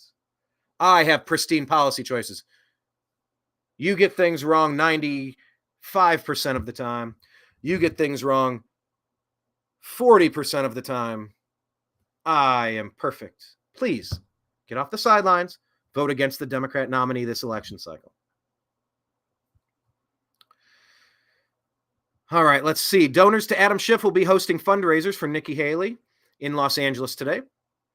Haley's taking money. I guess that was yesterday. Am I done with today's show? Haley's taking money from people who gave to an individual who peddled Trump-Russia lies and wants to pack the the United States Supreme Court with far-left justices. Haley is clearly a liberal. And yeah, Adam Schiff deserves to be in jail for these lies. For the country, what evidence we have seen? This will be my final message. I'll wrap. What evidence we have seen in terms, if it'll let me pause and replay this. The lies and the framing. You shall not bear false witness against your neighbor. Don't covet your neighbor's wife and don't bear false witness. Look at Schiff, lying shifty Schiff, and this Kinzinger, these traitors. Listen to what they're saying, knowing now that everything they said was false, knowingly false. They were framing an innocent man. That's what Colorado's trying to take him out with. New York, Alvin Bragg's trying to take him out. Fani Willis is trying to take him out. The deep state, Romney, Romney, McCarthy, McConnell, Cheney, they're all trying to take him out. I'm begging you to punish the people on the Democrat Party who've been pushing all of these hoaxes, these lies, to overthrow the duly elected president of the United States, to stage a coup and seize power of the United States. Listen to everything, knowing that all of this is knowingly, intentionally deceptive and incorrect when they were saying it, because that's the fact. Here we go. Adam Shifty Schiff. Does he deserve to be in jail for these lies? we will be putting together a report that will set out for the country what evidence we have seen to date, what evidence we have seen in terms of the Russian hacking and dumping operation, what evidence we have seen in terms of the Russian social media campaign, their paid media campaign, and yes, the issue of collusion with the Trump campaign. There is significant evidence, much in the public domain, on the issue of collusion. I think there's plenty of evidence of collusion or conspiracy in sight. But all I can tell you is, reviewing the evidence that I have, I don't think you can conclude that at all. A 100% pure lie. Far from it. But you admit what you have right now is a circumstantial case. NBC, the biggest mouthpiece of the deep state, the Democrats and the Democrat deep state. They're all scrambled together. It's the same thing, the Democrat deep state. Actually, no, Chuck. I can tell you that the case is more than that. The only thing I can say is that it would be irresponsible for us not to get to the bottom of this. We really need to find out exactly what the Russians did. Yeah, once again, all the Democrats and the deep state have been doing is playing pin the tail on Russia for years now. Against Trump and blame Russia. They've got a death wish to start a World War III with Russia. Did Congress vote for that? I don't care what the deep state voted for. I don't care what the military-industrial complex voted for. You can't declare a war without Congress. Has Congress declared a war? What's all this funding of Ukraine? Why are we running a proxy war like we did in Syria? What in the world are we doing? For example, in that Trump Tower meeting, there was a clear intent to collude with the Russians. There was a willingness to receive Russian help. No, what was clear is that you put the fake Russian dossier together, the Steele dossier, with Perkins Coie to get phony FISA warrants to spy on Trump and his campaign, to rig the election in 2016. And you couldn't even do that. The president himself called on the Russians to assist his campaign by hacking Hillary Clinton's emails. Well, certainly if the Trump campaign went to a meeting with the Russians. By the way, these hacked emails, his name was Seth Rich. And it seems pretty obvious that he was a hero. And it seems pretty obvious that he was offed by some bad people. because they were rigging the 2016 election against Bernie Sanders in favor of Hillary Clinton, because Hillary is a Putin puppet. She's a deep state puppet. They're calling Tucker a Putin puppet, a Putin puppy. These people are so stupid. Seeking to enlist or receive the help of the Russian government in getting damaging information. Which is what the trail of evidence and emails suggests is the case. Yes, that would be a potential form of collusion. We found in our investigation. It's so stunning how consistently they will do the exact same thing that they're accusing the other person of doing. They literally project what they're doing onto Trump and try to say, no, Trump's doing it. No, you're doing it. And we all know it. Is that Donald Trump's campaign manager was sharing internal campaign polling data and their strategy for key battleground states with an agent of Russian intelligence. But then, like the 51 agents of the U.S. Intelligence Services who lied about the Hunter Biden laptop, calling it Russian disinformation because they were trying to rig the 2020 election, colluding to rig the 2020 election to stage a coup and overthrow President Trump in 2020. Because those 51 intelligence officials were not telling the truth. The laptop was real and it was not Russian disinformation. It did not have all the classic earmarks of Russian disinformation, and they all knew it. And you knew it. You should have known it. At least 20% of the people said they would have changed their mind had they known earlier. This shifty shift peddling bullshit. Most pernicious, his use of his office, his abuse of his power to attempt to get an ally to help him cheat in the next election. So if that report is correct, this email disclosed to the Trump campaign the truth that the Russian government had damaging information, that they wanted to help elect Donald Trump, and it put certainly the first family on notice of all of these facts. The way I've described it is... You recognize how absurd this is? It's the bizarro world, and they lied to you. No, pushing it. Almost every one of these clips is MSNBC giving up. Well, you can't give him a platform. All they do is give liars a platform. This is the deep state television service on MSNBC. There is circumstantial evidence, certainly, of collusion or coordination. Nope. There has been direct evidence of deception. No, that was Perkins Coie and the Democrat campaign and Hillary Clinton in 2016. That's who colluded. And I think people, I hope, got the sense today during this long hearing about just why it's so important that both Congress and the FBI do a thorough investigation. Yeah, we've investigated ourselves and found that nothing has occurred. So anyway, these are some of the important stories that we put out. These are all ripped from the headlines right off of our Twitter feed, our X feed. So please follow our X feed. We're at American_media_. We're also on Spotify, the Agree to Disagree show. Please take a second. If you're on Spotify and you subscribe to podcasts, please subscribe. Please let some of these play to boost the numbers. But pull up a device and go eat dinner in the other room. I don't care if you listen or not. I hope you listen. But also, I'd rather you play it. Let some, because like I said, we got triple our hours. We got to get, however many, we got to triple it. So help, please. Rumble.com. I think it's rumble.com/thenewamericanmedia. But find the New American Media and subscribe to us on Rumble, please. Telegram, we're TNAM, TNAM, in TNAM chat.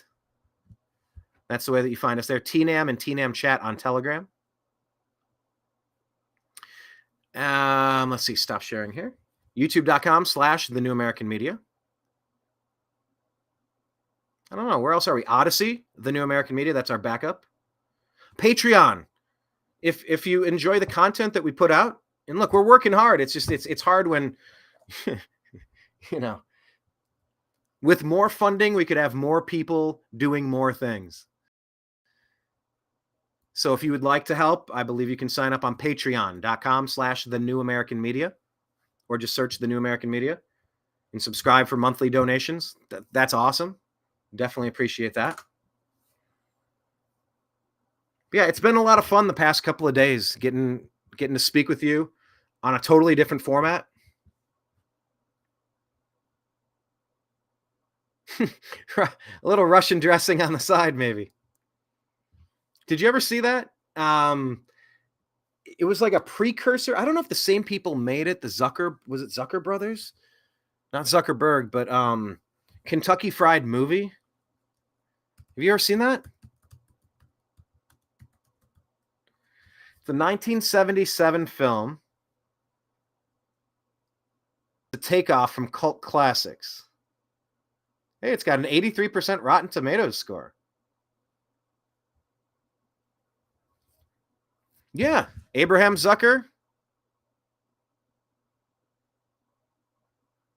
The Abraham and Zucker. I don't know. John Landis directed. What was that? What the hell? Hold on. How did I bring that up? There was a point I was making and I lost it. I've been doing the research here. Oh, yeah. I think that was there we go. Jeez. I think there was a scene where they were at a restaurant. He said, I'll take a house salad. I'll take a steak with a baked potato and a house salad. He goes, that's excellent. And what would you like on the salad? He goes, I'll take a little Russian dressing on the side. He goes, excellent. Thank you. They keep talking, whatever. Waiter comes back, and there's a little Russian guy. And he's got like underwear on, and he's like putting on his pants, fastening his belt buckle, putting on a shirt, sleeve by sleeve, and buttoning it up, put on a hat and a coat. He had a little Russian dressing on the side. Come on, I can't be the only one who loves that type of airplane style humor. Putin pop, yes. Oh, we're less than an hour away from Tucker's conversation. Man, they've been lying to us about Ukraine for years. And remember, it was Obama, Victoria Nuland, Hillary Clinton, Joe Biden, that whole team, that whole cabal. They were the ones that overthrew the government in Ukraine all those years ago, 2013, 2014. Putin responding to push some of this stuff back, the bio labs and the NATO forces encroaching onto their border. Just like if Cuba was marching right up onto the Florida border, if military was accumulating on the southern border, aiming at Texas, New Mexico, and Arizona, California, you get a little testy by it. And the United States Democrat Party has been pushing this. So let's tell the story. Yes, literal humor. Yeah, you should watch Kentucky Fried Movie. I don't remember it being great, but I also haven't watched it in 25 years. Yeah, Kentucky Fried Movie. That is a good one. Take a little Russian dressing on the side. Because Russian is kind of like French dressing.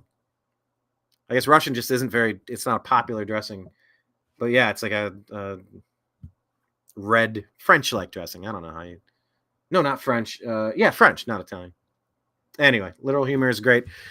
But yeah, look, I want to thank you all for participating and joining us in today's show. Thank you so much. Cheers to you guys. If you're watching somewhere live, click the like button or the subscribe, hit the notification bell. If you stayed to the end of today's show, please comment Rutabaga. I need to start doing that, having a keyword of the day, so that if you're watching right now, I need to see it pop up in the chat. Type Rutabaga. I know Kenneth will try to spell it 7 different ways or turn it into a joke.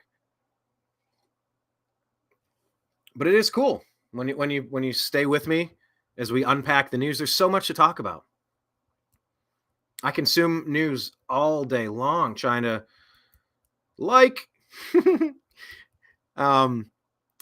I consume news all day long, trying to figure out what the most important stuff to discuss with you is. And sometimes I get it right. Sometimes I get it wrong. Sometimes I go off on wild tangents and stories that go nowhere. One time we had a sack of onions as we wrapped an onion to our leg, as was the style at the time. So anyways, where was I? Like Grandpa Simpson telling a story that never goes anywhere. I don't think my stories go nowhere, but I think it was a 45-minute opening monologue, unscripted. And I think it was a work of genius. I think it was one of the better things I've done, because this isn't really me backslapping time. It's just, I've been doing shows for about a year in this reboot. I got about 13 years of shows with the Agree to Disagree show and the Unhappy Hour sports show as well. But for the greater part of the past year, I've been doing them with 1 or 2 co-hosts, guests. We had Blake Walley.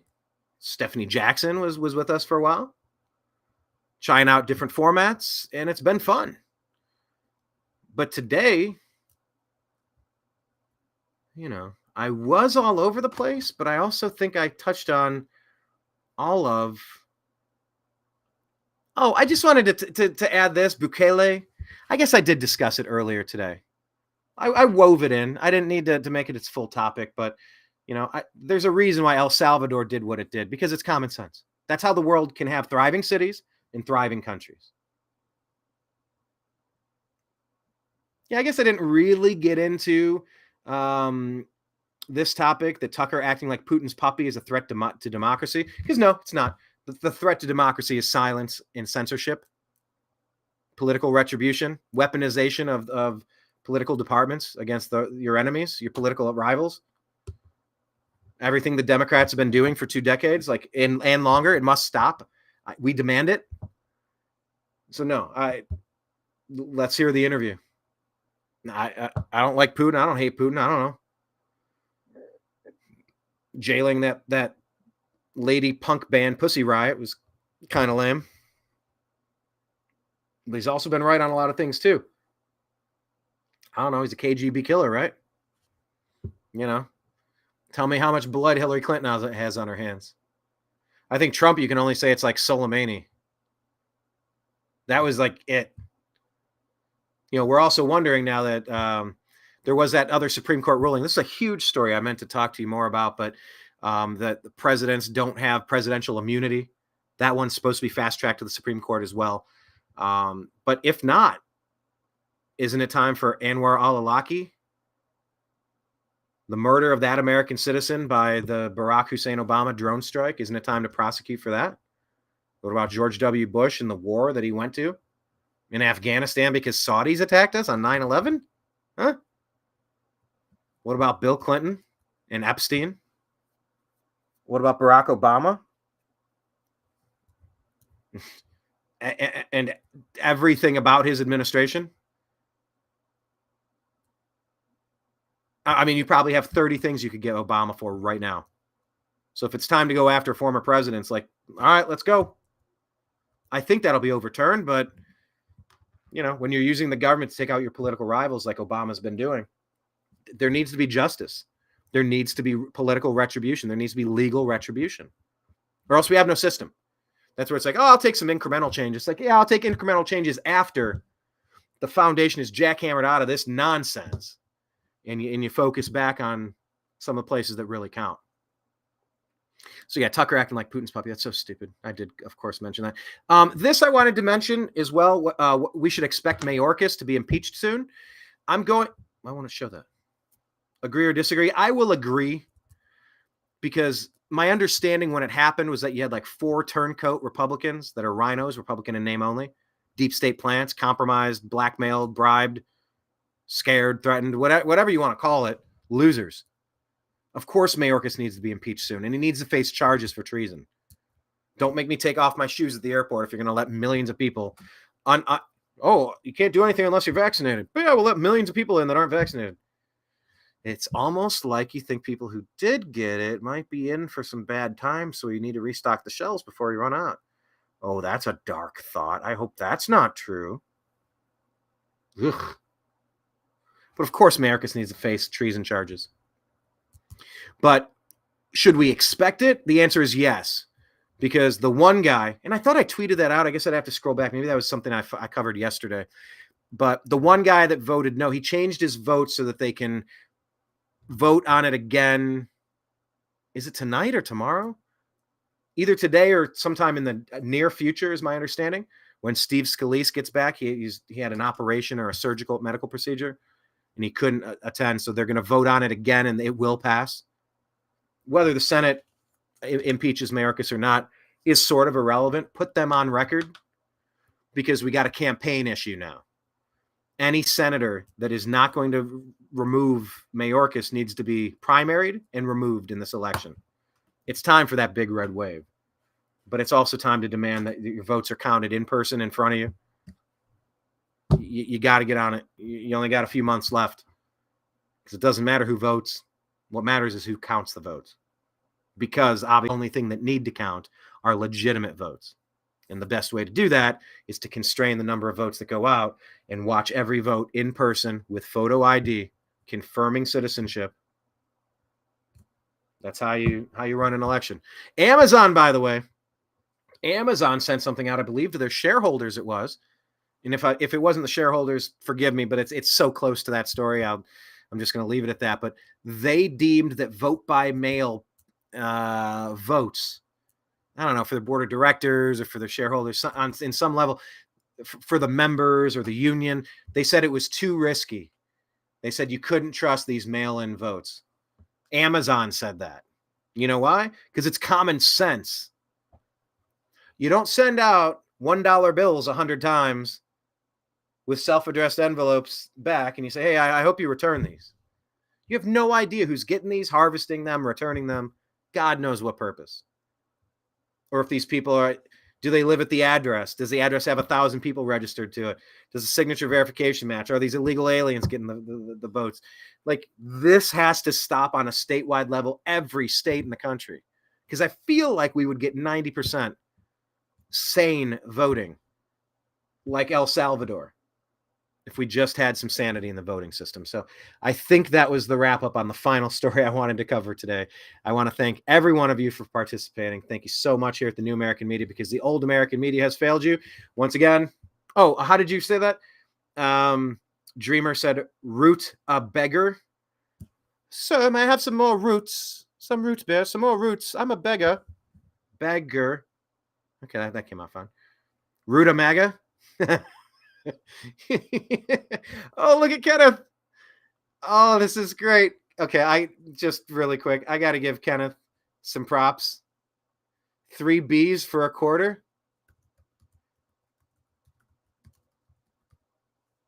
Do you remember what that was?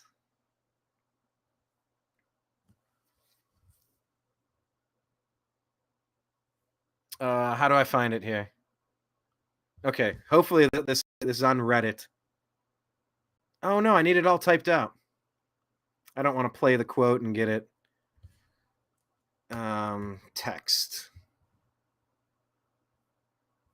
Where's the grandpa story? Okay, so I decided to go to Morganville, which is what they called Shelbyville in those days. So I tied an onion to my belt, which was the style at the time. Now, to take the ferry cost a nickel. In those days, nickels had pictures of bumblebees on them. Where's the rest of the quote?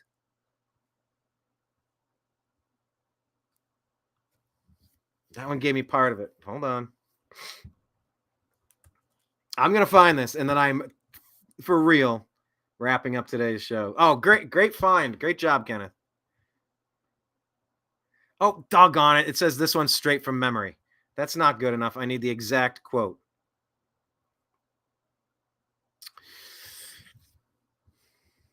Okay, here's the exact quote. We can't bust heads the way we used to, but we have our ways. One way is to tell them stories that don't go anywhere. Like the time I took the ferry to Shelbyville. I needed a new heel for my shoe, so I took the ferry to Morganville, which is what they called Shelbyville back in them days. So I tied an onion to my belt, which was the style at the time. Now, to ride the ferry cost a nickel. And back in them days, nickels had pictures of bumblebees on them. Give me 5 B's for a quarter, you'd say. Now, where was I? Oh, yeah. The important thing was that I had an onion tied to my belt, which was the style at the time. You couldn't get white onions on account of the war. The only ones you could get were those big yellow ones.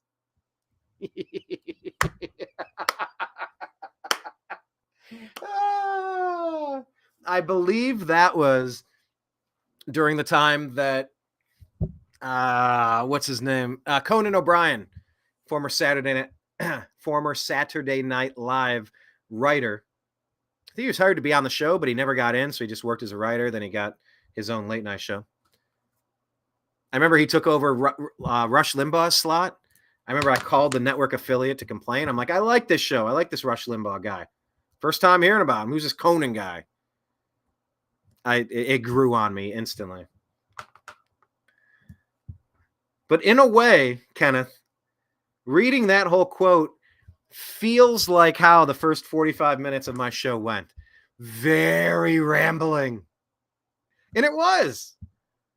And if any of you joined halfway through, I encourage you to get to my beginning, because that was me begging libertarians to get off the couch and vote for one of the two highest polling teams remaining in the Super Bowl of politics this year.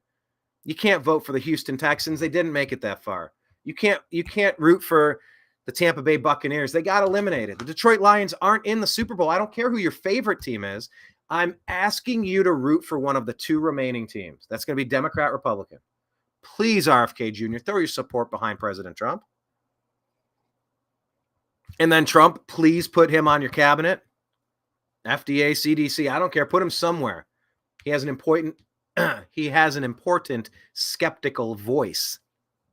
Yeah, his voice is important. Oh, Kenneth, that was good. I got to watch that episode. But I think that was during the time when Conan O'Brien was the producer of The Simpsons. Homer Simpson, his pupils were bigger and he was dumber. And all of the stories rambled. And they had this thing where like they would extend the jokes. So like the joke would make you chuckle. And then it would be like, okay, this is dumb. And then it would make you laugh. And then it'd be like, oh my God, is this joke still going? And then like the absurdity of the fact that it's still going makes you laugh even harder. And I appreciate it, like Family Guys found that. It's a very specific kind of humor, and you got to time it precisely, but they were masters of it. Give you 5 B's for a quarter, you'd say. Now, where was I? Oh, yes. I was wearing an onion on my belt, which was the style at the time. Oh, God, that is so funny. That is the best, Kenneth B. That is the best. Anyway, but today's show has been the best for a multitude of reasons, including the fact that I'm having some severe technical workaround that I didn't know I was capable of finding until I rocked it out today. And maybe to push the limits of as far as I could today. I gave you a wicked show. I think this was good. I hope you enjoyed it. But I will just ask one more time with all the Rutabaga stuff. If you stayed here till the end, type Rutabaga, so I know that you're part of the Rutabaga crew. But please share the show. Invite some friends. Just copy any of our recent shows on Rumble or on YouTube or something or on Spotify. Send the link to like 5 or 10 or 100 of your smart friends.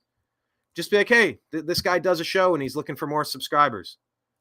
We would greatly appreciate it. We're battling the same shadow ban that Amazon put out there.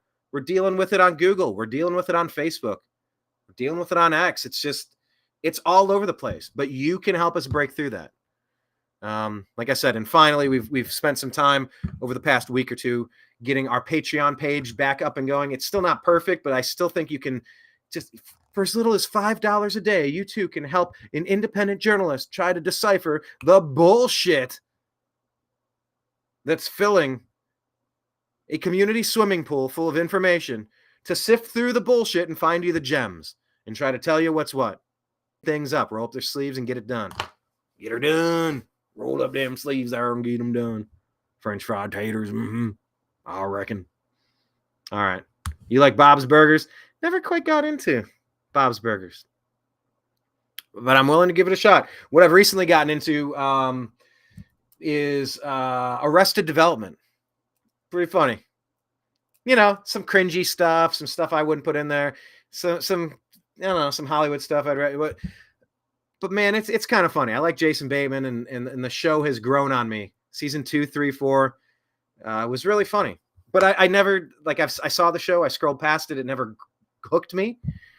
I never gravitated toward it. I never went back for a second bite, but I'll put Bob's Burgers on my radar. Next time it pops up in a timeline, I'll watch the clip or I'll watch the episode. Maybe I'll even give it a shot and watch the series, but I digress. All right. Root for MAGA, Rutabaga. Appreciate you. I love you. Subscribe. Tell a friend. Tell a few friends.